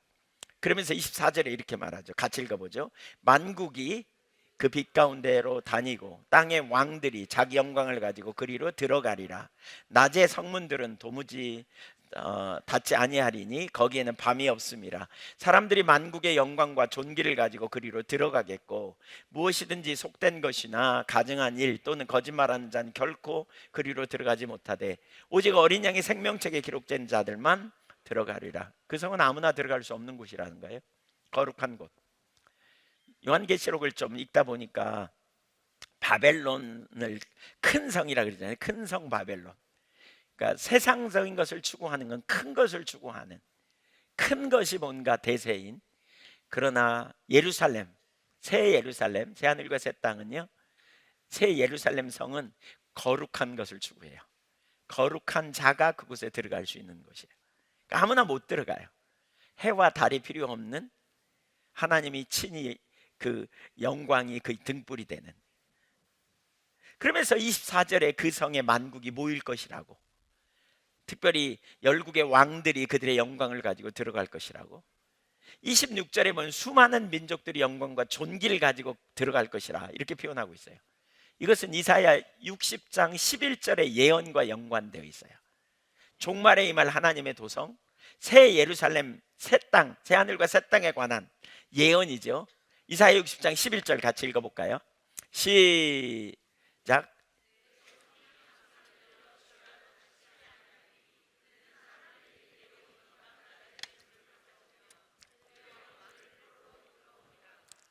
예, 성문이 열려 있지만 아무나 들어갈 수는 없는 곳이죠. 거룩한 자만 들어가는 곳이에요. 근데 여기 보면, 그러니까 이 구절을 그대로 인용했다고 본다면, 이 구절을 인용했다고 본다면 여기 마지막 부분에 그들의 왕들을 포로로 이끌어 오미라 이렇게 표현하고 있거든요. 포로로. 근데 요한계시록에서는 뭐라 그러죠? 왕들이 그러니까 이끌리리라 이런 표현이에요. 이끌려 오미라. 그러니까 왕들이 그 이끌려 들어오게 되리라 그렇게 표현하고 있어요. 자기 영광을 가지고 그리로 들어가리라 이렇게 표현하고 있죠. 그렇다면 무슨 차이가 있는가? 우선 이사야 60장 11절에 그 구절은 왕들이 포로로 이끌려 온다고 표현하고 있는데 히브리어 원문에 그 단어가 구체적으로 나오지 않아요. 그렇다면 왜 그 단어가 안 나와요? 그러니까 포로로 잡혀온다 이 말은 없어요. 그렇다면 왜 포로로 잡혀온다는 그러한 번역을 했을까 하는 건데요. 왜 번역했냐면 여기 왕들이 온다는 구절의 문법이 수동태예요. 수동태. 그러니까 누군가에 의해 이끌려 온다. 그러니까 포로로 잡혀온다 이렇게 번역한 거예요. 예, 우리말 개역성경에는. 그러나 이것을 다르게 볼 수 있어요. 알렉 모이어라고 이사야서를 오랫동안 연구한 학자는 그것을 다르게 볼 수 있다고 말해요. 그들이 거기 무언가에 매여오는 것을 말하는데 그들이 오는 것은 아마도 강력한 하나님의 임재의 이끌림을 받는 것이라고 볼 수 있어요. 그래서 영어 NIV 그러니까 New RSV 성경은 그 구절을 왕들이 열을 지어 인도되다라는 표현하고 있고요. 우리말 현대어 성경 번역에 보면 한번 읽어볼까요? 현대어 성경 같이 시작. 내 성문들이 항상 열려 있어서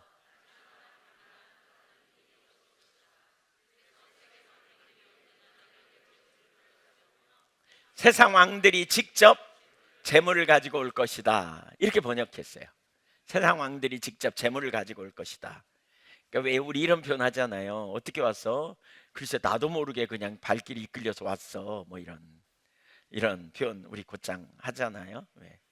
그냥 예.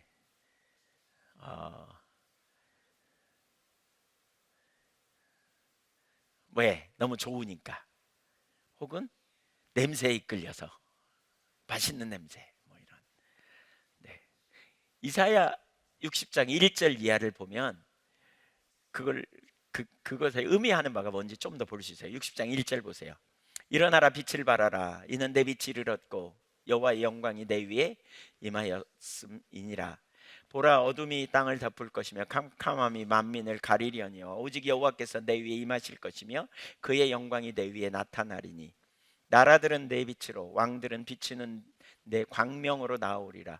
내 눈을 들어 사방을 보라. 무리가 다 모여 내게로 오느니라. 내 아들들은 먼 곳에서 오겠고 내 딸들은 안기어 올 것이라.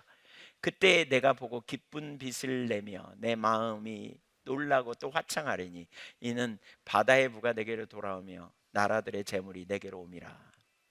바로 그 예언이 요한계시록 21장 24절부터 26절에 성취될 것이라는 거죠. 그러니까 하나님의 영광을 바라보고 하나님의 놀라운 임재 안에서 그분을 사모하는 일들이 일어나는 놀라운 역사, 구원받은 만국의 백성들이 그리고 왕들이 자발적으로 그리로 들어가게 될 거라는 거예요.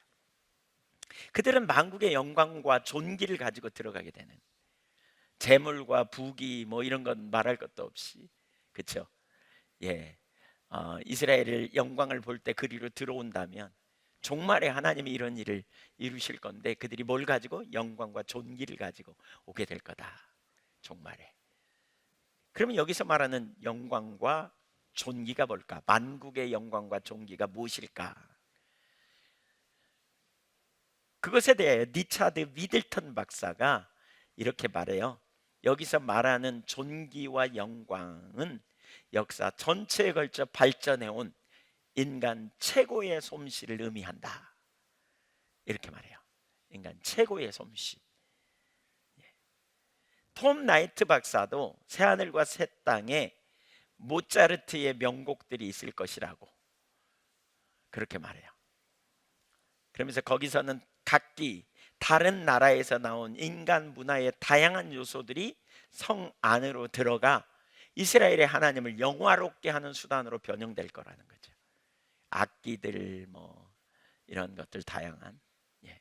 아프리카에 가니까 이거 치면서 찬양을 하는데 이거 단지 이거 하나예요. 이거 하나 하고 찬양하는데 그냥 너무 잘하더라고요. 너무 잘해요. 그러니까 그런 것들이 다 같이 어울려서 남게 될 거다라는 거죠. 팀 켈러도 이 구절에 대해서 이렇게 표현합니다. 각 나라의 독특한 문화유산과 찬란한 영광이 새로운 창조 세계 속에 영입된다는 뜻이다. 요한계시록 21장 24절부터 26절에 밝혀져 있듯이 땅의 왕들은 그 일을 자발적으로 한다. 즉 하나님을 예배하고 그분께 영광을 돌리려는 마음에서다. 그는 계속해서 이렇게 말합니다. 마지막 때에 대한 이런 비전에서 보듯이 우리의 인종적 문화적 구분은 하나님의 선한 창조의 일부로서 훗날 새로운 창조 세계로 옮겨질 만큼 중요하다. 그것은 소멸되는 일이 아니라 모든 악한 왜곡만 정화된다. 장차 우리 몸이 연약함과 썩어짐을 모두 벗되 여전히 개인마다 구별되는 것과 마찬가지다. 새로운 창조 세계의 하나님 백성은 단일 민족이 아니라 각 나라와 족속과 백성과 방언으로 이루어진다. 우리가 새하늘과 새 땅에 하면 요한계시록 7장 9절에 말하잖아요. 각 족속과 민족과 방언이 그날에 하나님을 찬양하게 될 거라는 거죠. 각기 모여 하나의 백성이지만 차이성은 사라지지 않고 그대로 남는다는 거죠. 요한계시록 5장 9절에도 도리어 그 차이 덕에 우리의 연합이 더 위대해지고 새로운 인류가 더 아름답고 영화로워지게 되는. 그래서 이러한 것은 우리가 이 땅에 사는 동안 어떻게 해요? 수용성을 갖는 거죠. 좀 더 우리의 마음이 넓혀져야 돼요. 인종차별 뭐 이런 생각 정말 완전히 깨버려야 되는 거죠. 하나님 백성의 국제적 특성에 대한 이런 이해를 통해 교회는 세상의 복잡한 문화에서 모두 선한 것을 구체하기 위해 적극적으로 노력하는, 자민족 중심주의가 아니라 우리가 정말 모든 사람들을 우리가 함께 예배하는 이러한 일들이 우리 가운데 일어나야 된다는 거죠. 저희가 ISF라고 국제 학생회라는 걸 섬기면서 전남대에 이렇게 애국인 유학생 섬기거든요. 그러다 보니까 저희 교회 주일 낮 예배에도 다양한 민족이 와요. 이렇게 함께 와서 같이 예배하는. 근데 이런 일이 더 많이 확대되면 좋을 것 같아요. 더 많이 확대되면. 아주 놀라운 일들. 그래서 우리의 마음을 넓히고 나와 피부색이 다르고 생각이 다르고 사고가 달라도 우리가 수용하는 하나님 나라, 그날에 우리가 같이 설 거예요. 저는 이걸 잘 표현하는 것 중에 하나가 주님이 우리에게 그걸 연습시키는 것 중에 하나가 결혼이 아닌가 싶어요. 부부간의 관계에 어쩜 서로 그렇게 다른가 모르겠어요. 제가 주례를 쓰면서 신랑 신부가 인사하러 오면 얘기를 해보면 보여요. 앞날이 보여요. 야, 얘들 어떻게 살까 이런 생각이 들 때가 많아요. 너무 다르잖아요. 막. 근데 주님이 한 몸 되라 이러셨잖아요. 그래서 제가 한 몸이라는 걸 꼭 기억해라. 잊어버리지 말고. 한 몸, 팔이 마음에 안 든다고 잘라버리려고 하지 말고, 도무지 마음에 안 들어 이러지 말고 같이 잘 살아라. 연습을 잘해야 돼요. 이 땅에서 연습 잘해야 돼요. 물론 그날에는 우리가 서로 판단하거나 자기 주장이 더 내려지고 유순하게 되겠지만, 아무튼 이 땅에서 연습 잘해야 돼요. 우리가 죄된 세상에서 하나님 나라를 이루는 삶 해야 되지 않나 싶어요. 맞죠? 금방 이루어져요. 시간이 필요해요. 시간이 필요해요. 시간이 필요해요. 오랜 시간이 필요한 것 같아요. 최근에 결혼한 지 10년 된 부부하고 만났는데 얘기해 보니까요, 제 앞에서 얘기하는데 남편이 그러는 거예요. 그 말이었어? 그러니까 아직도 몰랐어? 막 이러면서. 10년 살았는데 아직도 몰랐어요. 저는 25년 만에 제 아내 말을 이해한 적이 있어요. 그러니까 참 우리가 얼마나 서로 다른지 서로 이해하고 섬기는 게, 그렇죠? 폴 스티븐스는 현재 일의 영속성의 증거로 요한계시록 14장 13절을 말해요. 한번 읽어보죠. 또 내가 들으니 하늘에서 음성이 나서 이르되 기록하라. 지금 이후로 주 안에서 죽는 자들이 복이 있도다 하심에 성령이 이르시되 그러하도다. 그들이 수고를 그치고 쉬리니 이는 그들의 행한 일이 따름이라 하시더라. 여기 그들이 행한 일이 따른다. 영어 뉴 RSV 나 ESV 성경 모두 이 부분을 그들의 행위가 그들을 따를 것이기 때문이다 라고 번역해요. 그러면서 폴 스티븐스는 이렇게 말하는데, 요한계시록 14장 13절은 그리스도인의 행위가 그들을 따라다닐 것이라고, 즉 그들의 일이 그들의 삶에 지울 수 없는 도장을 찍을 것이라는 사실을 시사한다 이렇게 말해요. 그러니까 일의 연속성, 우리가 하는 일의 연속성을 말하는 거죠. 그러니까 우리가 하는 일이 그냥 없어질 게 아니고 그 일이 남을 거라는 거예요. 남을 거라는 거예요. 이것과 관련해서 핵심적인 구절이 고린도전서 15장 58절. 아까 우리가 이 부분 나중에 볼 거라 그랬는데, 그러니까 부활장, 고린도전서 15장은 부활장이잖아요. 그 맨 마지막에 나오는 표현인데 읽어볼까요? 시작. 그러므로 내 사랑하는 형제들아, 견실하며 흔들리지 말고 항상 주의 일에 더욱 힘쓰는 자들이 되라. 이는 너희 수고가 주 안에서 헛되지 않은 줄 알미라. 이 고린도전 15장 58절 많은 경우에 이 구절을 우리가 주님 안에 수고한 것에 대하여 그날에 상급을 받을 것이라고만 이해하기가 쉬운데, 그냥 그날에 상급만 받고 그 모든 일이 다 없어질 것이라면 그 모든 수고가 무슨 의미가 있겠는가 하는 거죠. 헬라 원문을 보면, 그러니까 이 부분에 대해서 그 유나이티드 바이블 소사이티에서 성경을 번역하는 사람들에게 도움을 주기 위해 발간한 핸드북 시리즈에서 이 구절에 대해 이렇게 말합니다. 주 안에서 너희의 수고가 헛되지 않는다는 구절은 너희가 기독교인으로서 일할 때 너희의 일이 헛되지 않을 것이라는 의미다. 혹은 심지어 주님께서 너희의 일이 쓸모없는 것이 되지 않도록 확실히 하실 것이다 라는 의미다. 주 안에서라는 단어가 문장의 맨 마지막에 위치하므로 강하게 강조되어 있다. 그러니까 이걸 보면 고린도전 15장 58절은 우리가 이 땅에서 주님 안에서 성령의 인도를 따라 하는 모든 일들, 그리고 성령의 능력을 힘입어 하나님 자원을 힘입어 한 모든 일들은 결코 헛되지 않고 영원히 있을 것이다. 바꿔 말하면 부활 때에 남아있을 것이다 라는 것을 가르친다는 거죠. 영원히 남아있는. 여기서 우리가 하는 일의 영속적 가치를 찾는 거죠. 그러면 여기서 우리가 하는 그 일이 뭔가? 주님의 일인가? 사도는 사도 바울은 그 복음 전하는 일과 연관돼 있고 주님의 일과 관련된 것처럼 여기 이 본문은 그렇게 말하고 있는데요. 그러니까 일반적으로 이 구절을 이렇게 복음 전하는 일로만 연관하여 설명할 수도 있는데 당연히 그러한 일들이 포함되지만 그 이상을 말하는 걸 우리가 이해할 수 있어요. 어제 저녁에 그 구절 봤죠. 골로새서 3장 22절부터 25절. 어제 저녁에 우리가 그 구절 봤는데요. 한번 읽어볼까요? 시작. 종들아, 모든 일에 육신의 상년들에게 순종하되 사람을 기쁘게 하는 자와 같이 눈가림만 하지 말고 오직 주를 두려워하여 성실한 마음으로 하라. 무슨 일을 하든지 마음을 다하여 주께 하듯 하고 사람에게 하듯 하지 말라. 이는 기업의 삶을 주께 받을 줄 아나니 너희는 주 그리스도를 섬기느니라. 불의를 행하는 자는 불의의 보응을 받으리니 주는 사람을 외모로 취하심이 없느니라. 그러니까 무슨 일을 하든지 마음을 다하여 주께 하듯 하고 사람에게 하듯 하지 말라. 그 앞부분에 보면 눈가림만 하지 말고 주를 두려워하여 성실한 말을 하라. 어제 이미 봤죠. 여기 골로새서의 종들은 누구예요? 집안에서 일하는 종들, 노예, 하인, 노예들. 노예가 무슨 일 하겠어요? 밥하고 빨래하고 농사짓고 또 여러 가지 그런 일들 하지 않겠어요? 물건 파는 일을 한다면 집 나르고 거기 물건 팔고 이런 일 하지 않겠어요?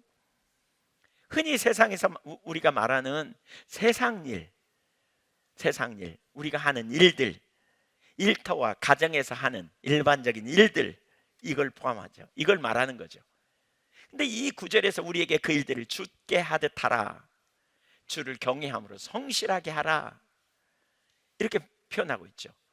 그것이 주님을 섬기는 일이다 라고 말합니다. 그러면서 뭐예요? 그것이 미래의 그것으로 상급이 있을 것이고 또 보응이 있다, 즉 심판이 있을 것이라고, 올바르게 행하지 않으면, 이렇게 표현하고 있습니다. 그러니까 이건 얼마나 중요한지 몰라요. 그러니까 주의 일에 대한 이러한 성경적 이해를 가지고 고린도 전서 15장 58절을 이해해야 한다는 거죠. 여기서 말하는 주의 일은 우리가 주님 안에서 성령의 인도를 따라하는 모든 일을 의미합니다. 하나님이 나에게 타고난 재능, 습득된 기술, 내가 잘할 수 있는 일, 하나님 나라와 영광을 위해 주님과 동역자로서, 부섭정자로서, 하나님이 먹이시고 입히시는 일에 우리가 동역자로서, 하나님의 온 땅을 다스리고 정복하고 또 온 땅에 충만하라고 하신 그 약속을 따라 우리가 이 땅에서 행하는 모든 일, 예를 들면 애를 낳는 일, 결혼해서, 이것도 하나님과 함께 하는 일이잖아요. 하나님 사람을 여전히 진흙으로 만들어서 훅 불어가지고 한 사람 두 사람 이렇게 채우면 얼마나 좋겠어요. 주님이 오셔서 이 한교회 좀 채워주면 좋겠어요. 이렇게 빈자리 있는데 여기도 채우고 저기도 채우고. 그렇게 안 하시죠. 그렇게 안 하세요. 만나와 배추라기를 그냥 막 쏟아 부으시고 먹으면 굶는 사람 한 명도 없을 거예요. 근데 농사 짓는 사람을 통해서, 밥하는 사람을 통해서 우리를 먹이시고 입히시잖아요. 지금 이 시간에도 저기서 땀 뻘뻘 흘리면서 밥하는 분들 계세요. 오늘 식사하면서 하나님 감사합니다, 동역자들 세워주셔서 감사합니다, 우리 이런 마음으로 사실 해야 되죠. 네. 그래서 톰 나이트 등 수많은 학자들과 하나님의 사람들이 우리가 이 땅에서 예수님 안에 성령의 인도를 따라 행하는 모든 소중한 일들이 새로운 창조 세계에 영원히 남게 될 것이다, 이것이 우리가 가져야 될 소명이에요, 소명. 그래서 그 일을 하면서 우리가 하나님의 관점으로 우리의 일을 보고, 우리가 이 땅에서 정말 하나님을 예배하듯이, 어제 창세기 2장 15절 봤죠? 아바드라고, 경작하다는 말. 우리가 하나님을 섬기듯이, 하나님 예배하듯이 그 하는 모든 일, 우리가 하나님과 동역자로서 그 일을 감당해낸다면 얼마나 놀라운 일이 있을까 하는 거죠. 제 가운데서 그런 일을 하기가 쉽지 않아요. 제 가운데서 우리가 이번에 그 부분도 다루지만 손해가 있어요. 어려움이 있어요. 나만 바보 되는 것처럼 느껴지기도 해요. 그래서 우리에게 뭐가 필요해요? 그래서 주님과의 관계가 중요해요. 그래서 저는 주님의 임재의 능력을 알아야 된다고 생각해요. 제가 아까 임재, 하나님의 함께 하심의 능력을 알았던 사람들은 하나님의 임재가 거치면 못 견뎌요. 하나님이 12제자를 파송하면서 뭐라 그래요? 그냥 보내지 않잖아요. 권세와 능력을 주셔서 보내잖아요. 예수님이 승천하시면서 위로부터 오는 능력을 기다리라 그랬죠. 빨리 나가라 이렇게 말하지 않아요. 능력이 입혀올 때까지 기다리라. 그리고 성령의 능력으로 그 일을, 하나님의 임재가 관건이죠. 우리가 그 능력을 힘입어 살아가고 주님과 동행하는 가운데 이 땅에 살아가는 이 십자가의 복음이 토대가 되어져야, 십자가의 복음이 토대가 되어져야 우리가 일의 소명, 아무리 들어도 그 십자가의 복음 안에서 하나님 자원으로 사는 삶, 주님과 동행하는 삶이 안 되면 이론이에요. 우리 안에 능력이 없기 때문에 우리 힘으로 안 돼요. 그래서 이런 영역이 같이 가는 거죠. 이게 기본으로 되면서 같이 가야 돼요. 같이. 많은 사람들이 그러죠. 어젯밤에 기도 사역하는데 여기 나와 있는데 저에게 그런 마음을 주셨어요. 많은 사람들이 그렇게 살고 싶은데 안 돼. 왜? 발목에만큼 그 무릎 가까이에 물이 차 있는, 끈적끈적한 게 차 있는 그런 그림이 보여지면서 여기서 이거 벗어나려고 그래도 안 돼. 그런 모습이 보였어요. 끈적끈적함. 우리가 이 땅에 살아가면서 하나님의 뜻대로, 말씀대로 하나님 나라와 영광을 위해 살고 자기를 부인하고 소명을 가지고 살아가려고 하는데 걸리는 게 너무 많아. 인간 저 인간이 걸리고, 이기적인 인간들이 그런 사람들 또 이용하잖아요. 핍박하고 손해보는 것 같고 바보 되는 것 같고. 그러니까 못하는 거예요. 하고 싶은데 못하는 거예요. 어떻게 해야 돼요? 이 세상의 가치와 전혀 다른 가치, 하나님과 동행함의 가치, 영원한 나라의 가치, 하나님을 아는, 그리고 그분의 능력을 아는, 그분의 임재를 경험하는 이 은혜가 우리 가운데 필요한 거죠. 그런 은혜 없이는 불가능해요. 그래서 십자가 복음의 토대 위에 우리가 갈 수 있는 거죠. 일의 소명, 하나님과의 관계성, 주님이 나와 동행하심의 능력을 아는. 그래서 사실 우리가 주님과 동행하심의 능력을 굉장히 사모해야 돼요. 은혜 아니면 사실 한 발도 갈 수가 없어요. 그래서 지속적으로 주님 찾고, 지속적으로 주님의 은혜를 구하고, 지속적으로 주님의 임재를 사모하고. 그렇잖아요. 환경이 커 보여도요, 그 앞에 주님이 딱 환경보다 더 크신 주님이 눈앞에 나타나면 그 환경 아무것도 아니에요. 그까이 거 뭐. 그렇죠. 정말 놀라운 능력. 일의 연속성을 보여주는 또 하나의 중요한 구절이 고린도전서 6장입니다. 6장 13절부터 15절 보죠. 음식은 배를 위하여 있고 배는 음식을 위하여 있으나 하나님은 이것저것을 다 피하시리라. 몸은 음란을 위하여 있지 않고 오직 주를 위하여 있으며 주는 몸을 위하여 계시느니라. 하나님이 주를 다시 살리셨고 또한 그의 권능으로 우리를 다시 살리시리라. 너희 몸이 그리스도의 지체인 줄을 알지 못하느냐? 내가 그리스도의 지체를 가지고 창녀의 지체를 만들겠느냐? 결코 그럴 수 없느니라. 거룩함에 대해서 말하는 구절이에요. 음란에서 돌이키라고. 그런데 그 중요성을 말하면서 뭐라 그래요? 몸의 부활을 근거로 제시하고 있어요. 다시 말하면 현 시점에서 우리 육체를 제대로 다루어야 하는 이유는, 주된 이유는 그 몸이 미래에 부활할 것이기 때문이라는 거예요. 그래서 이 말은 오늘날 우리가 우리 몸에 대하여 하는 일의 결과가 그때 남아있을 것을 가르치는 구절이에요. 그 의미가 아니라면 이 구절은 사실 아무런 의미가 없을 거예요. 톰 나이트는 이 구절에 대해서 이렇게 해석합니다. 부활의 요점은 죽는다고 해서 육체적 삶이 가치가 없는 것이 아니라는 것이다. 하나님이 그 죽은 육체를 새로운 생명으로 부활시키실 것이다. 현재 우리가 육체를 가지고 하는 일이 중요한 이유는 하나님이 그 육체를 위해 위대한 미래를 준비하고 계시기 때문이다. 그리고 만약 이러한 사실이 고린도전서 6장에서처럼 윤리에 적용된다면 하나님의 백성이 부름받은 다양한 소명에도 당연히 적용될 것이다. 그림이든 설교든 노래든 바느질이든 기도든 가르치는 일이든 병원을 짓는 일이든 우물을 파는 일이든 정의를 위해 캠페인을 벌이는 일이든 시를 쓰는 일이든 도움이 필요한 자를 돌보는 일이든 자기 자신처럼 이웃을 사랑하는 일이든 현재 우리가 하는 모든 일이 하나님의 미래에서도 지속될 것이다. 우리가 하는 그러한 일들은 하나님 나라를 세우기 위해 하는 일이라고 우리가 부를 만한 일들이다. 그러니까 미래에도 지속될 것이라면 우리는 하나님 나라를 위해 우리가 이 땅에서 하는 일이 결코 없어지지 않는 영원한 가치가 있는 일. 그래서 이 땅에서 주어진 시간 동안은 우리가 최선을 다하여 하나님의 인도를 따라, 성령의 인도를 따라 그분의 능력을 힘입어서 그 일을 감당해 내는 것이지요. 이것이 다른 말로 말하면 천국 백성의 삶이고요, 이것이 하늘나라 시민권을 가진 자들의 모습, 그래서 세상의 빛과 소금의 사명을 감당해내는 것이죠. 우리가 어디에 있든지 어떤 상황에 있든지 바로 그 삶을 살아가는 것. 제가 직장 생활을 많이 안 해봤지만 좀 해봤지만 건설 회사에 있었기 때문에 그 직장 생활 하기가 결코 쉽지 않은 것 같아요. 알아요. 맨날 술이었거든요.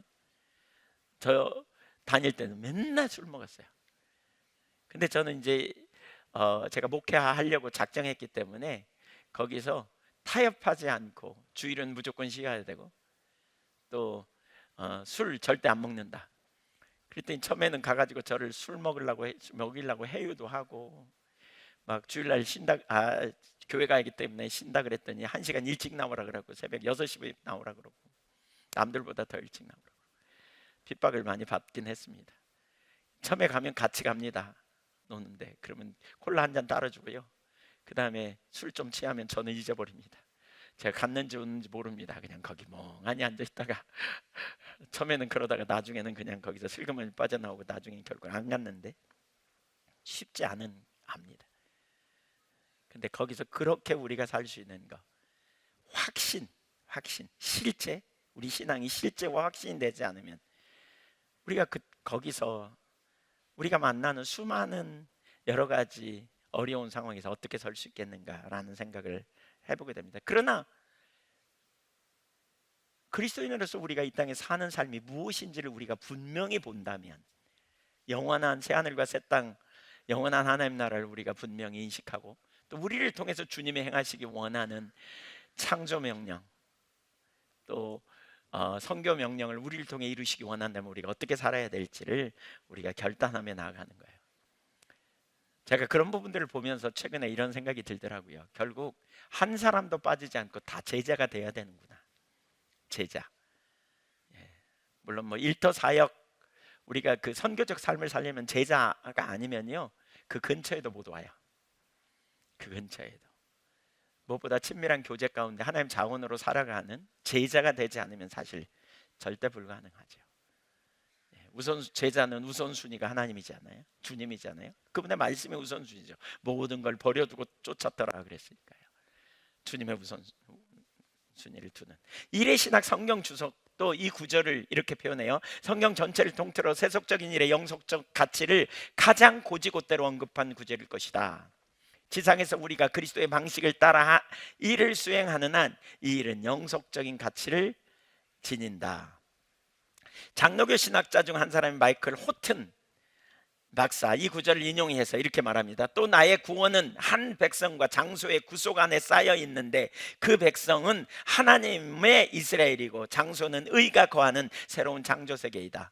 전부 불타 없어질 것이다 라고 생각하느냐, 아니면 모든 피조물이 굴레에서 해방되어 하나님의 자녀들의 자유에 동참하기를 갈망한다라고 생각하느냐에 따라 일상생활이 크게 달라진다.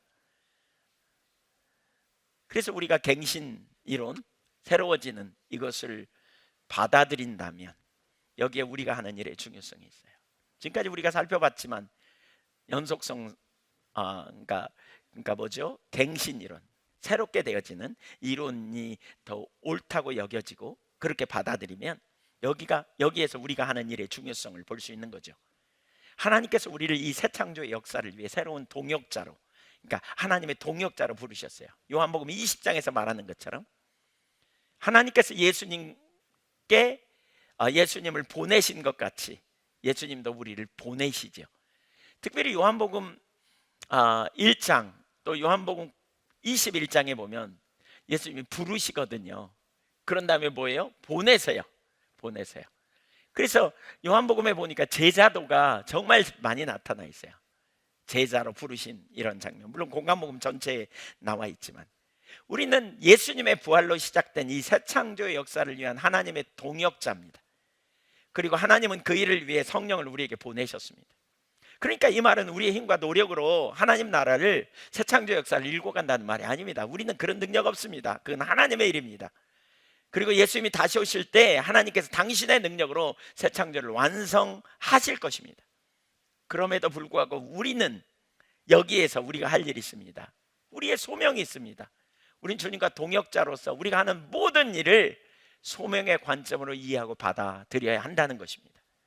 네슬리 누비기는 새 창조의 역사는 근본적으로 하나님의 일이라는 사실을 언급하고 난 다음 우리가 해야 할 일을 이렇게 표현하는데, 읽어봅니다. 동시에 우리가 그 세속적인 일을 그리스도의 이름으로 그리고 성령의 능력으로 하나님 아버지께 바칠 때 그것이 불로 정화되어 안전하게 보존되고 결국에는 거룩한 도시에서 한 자리를 차지하게 될 것을 알면서 그렇게 하는 것이다.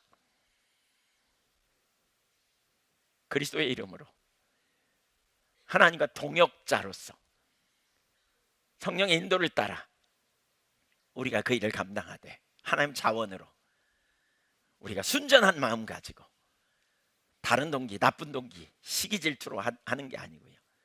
사실 우리 되게 중요한 게 우리 생각 속에 이 마음을 지키는 게 되게 중요하죠. 우리도 모르는 순간 친밀한 교제를 가로막는 것들이 그건데요.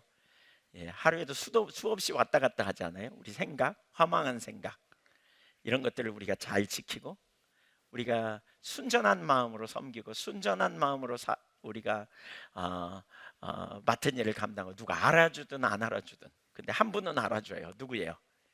하나님이죠. 그분의 나라를 위해, 그분의 부르심을 받은 그분을 위해 우리가 가는 거죠. 아까 제가 소명으로 이루어진 팀, 소명으로 이루어지는, 그러니까 공동체를 세우는 게 정말 중요하다라고 그랬잖아요. 소수라도요, 이 팀이 세워지면 어마어마한 일을 이루어요. 기도하면서 주님이 거기 함께 하셔서 주님만 하실 그 일을 이루실 거니까. 팀 켈러도 일과 영성에서 그렇게 말합니다. 다들 무언가를 성취하기를 꿈꾸지만 한편으로는 그걸 온전히 이룰 힘이 없음을 깨닫는다, 이렇게 말해요.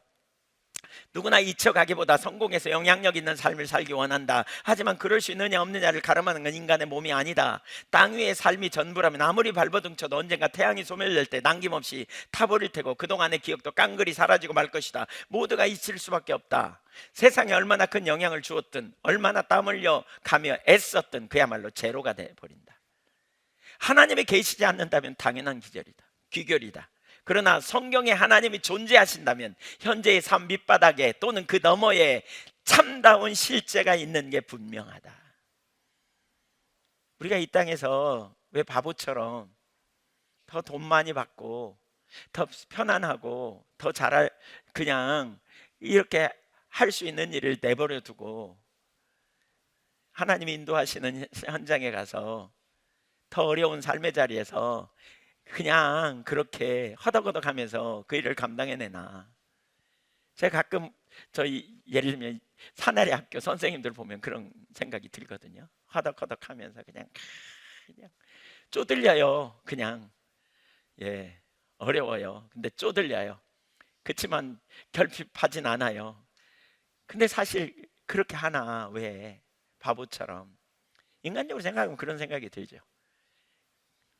근데 그렇게 해가거든요. 왜 그럴까요? 그게 소명이에요, 소명. 그게. 저는 한편으로는 그런 생각이 들어요. 천국에 사나리 학교가 있을라나, 그다음에 새하늘과 새 땅에, 이런 생각. 네. 죄송합니다. 꼭 사나리 학교라고 말하기는 좀 그렇지만 하여튼 좀 있을 건가 이런 생각을 해봅니다. 네, 별로 좋아하지 않는 것 같아서 말을 바꿨습니다. 우리가 땀 흘려 일하는 거에 쓰는 거, 힘쓰는 거 무슨 의미가 있겠는가? 목사님들 계시지만 교회 섬기고 또 성도님들 섬기고 돌보고 나누는 거 무슨 의미가 있겠는가? 그 보상이 사렙이라면 어마어마한 대가에 비해 너무 조금밖에 안 되는가? 세상적으로 보면 학력이 대학원까지 다 대부분 졸업했는데 너무 형편없지 않나? 마찬가지예요. 직장도 마찬가지예요. 그러니까 우리가 초점이 어디에 있는가? 돈을 많이 받는 건가? 아니면 진짜 하나님이 기뻐하시는 일인가? 그 소명에 따라 우리가 헌신하고 나가는지 뭔지. 그래서 팀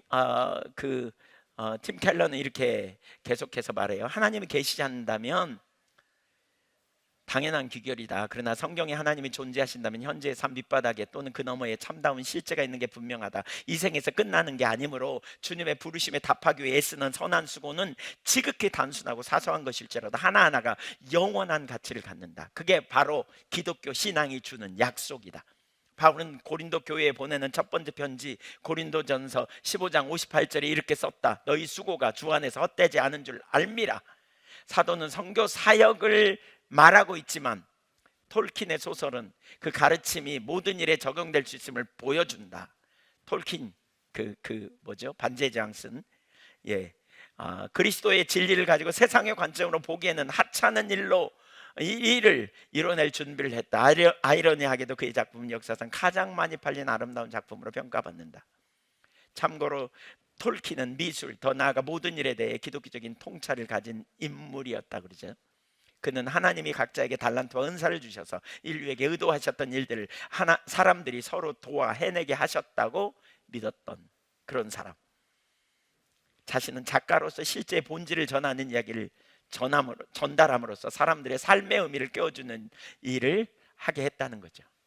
우리 각자가 무슨 일을 하든지. 마지막으로 새하늘과 새 땅에도 일이 있을 거라는 거예요.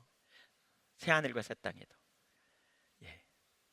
그러니까 하나님은 일하시는 하나님이고 창조도 일이라고 봤다면 인간이 타락하기 훨씬 전부터 인간이 일하도록 창조되었다면 문화명령이 새하늘과 새 땅에서도 지속될 것을 보여주는 매우 중요한 구절이 요한계시록 5장 9절 10절이에요. 읽어볼까요? 시작. 그들이 새 노래를 불러 이르되 두루마리를 가지시고 그 인봉을 떼기에 합당하시도다. 일찍이 죽임을 당하사 각 족속과 방언과 백성과 나라 가운데서 사람들을 피로 사서 하나님께 드리시고 그들로 우리 하나님 앞에서 나라와 제사장들을 삼으셨으니 그들이 땅에서 왕노릇하리로다. 여기 구속받은 하나님의 백성들이 새하늘과 새 땅에서 하나님께 처음 인간을 창조하실 때 그들에게 부여하신 창조 명령 혹은 문화 명령을 감당하게 될 것이라고 말하는데요. 여기서 말하는 땅에서는 새 땅을 의미하고 왕노릇한다는 말은 다스린다. 창세기 1장 2장에 나오는 문화 명령과 관련이 있다는 거죠. 그러니까 정말 놀라운 일이죠.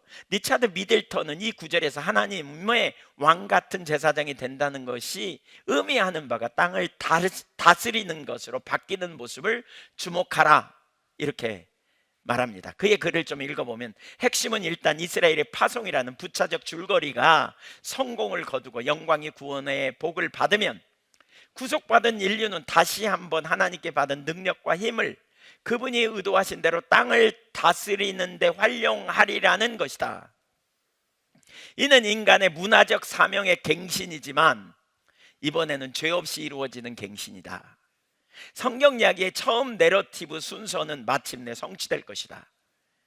이는 역사의 종말 내지 중단이기는커녕 하나님이나 다른 인간들이나 땅 자체에 대한 인간의 범법이라는 제약이 없는 역사의 참된 시작이다. 많은 이들이 영원한 상태라고 부른 성경 이야기의 절정은 근본적으로 현세적이다. 하나님이 원래 목적을 실현하실 때 우리는 창조 세계로부터의 탈출이 아니라 새로운 혹은 새로워진 창조 세계를 발견한다. 새로워진 창조 세계에서 우리는 일하게 될 거라는 거죠. 낸시 피어시도 이렇게 말해요. 사도신경에서 우리는 예수의 몸의 부활과 우리 자신의 부활을 고백한다. 그분의 부활은 우리도 장차 부활할 것을 보증하는 것이다. 하나님의 한 창조의 일부인 물질 세계는 최후의 구속에 참여하게 될 것이다.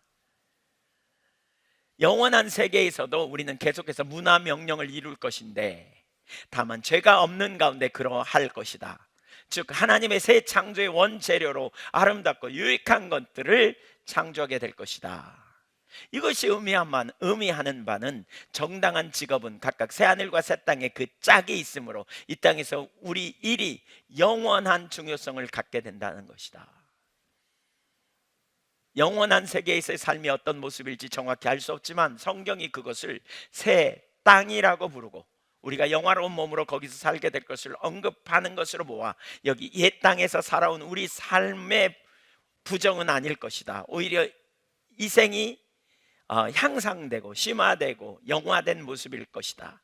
C.S. 루이스는 천국과 지옥의 이혼에서 내색의 모습을 그리고 있다. 그것은 알아볼 수 있을 정도로 이 세상의 삶과 비슷하지만 잔디 잎사귀 하나하나가 여기서 경험할 수 있는 어떤 것보다 더 실제적이고 더 충실하고 더 실질적인 모양을 가진 그런 곳이다. 여러분, 이 땅에서 어떻게 사시겠습니까? 적당히 사실 거예요? 열심히 사실 거예요? 네, 저는 사실 이런 부분들을 더 보면서 그런 생각이 들었어요. 그러면 이 땅에서 진짜 끝까지 최선을 다하는 삶이 되게 중요하겠다라는 거예요. 내가 이 나이에 뭐 하겠소? 이런 말 하지 말고 끝까지 최선을 다하는 거죠. 우리가 공부도 더 열심히 하고 말이에요. 네. 열심히 사는 거예요. 어떤 부분에 연구한다면 그 연구도 계속해서 열심히 하고, 가르치는 일이라면 가르치는 일도 다 열심히 하고. 예. 그만 쉬고 싶은 분 혹시 손 들어 보실래요? 네. 네. 조금만 쉬고요. 계속 일하세요. 계속 자녀도 열심히 키우고. 네. 주님이 의도하신 것, 그런 의미에서 본다면 우리가 이 땅에서의 삶을 얼마나 잘 살아야 하는지. 전 사실 제가 좀 더 이런 부분을 깨달았다면 젊어서 훨씬 잘 살았을 것 같아요. 그러니까 지금부터라도 젊은이들에게 부지런히 이 부분을 가르쳐야 되겠다, 이런 생각이 듭니다.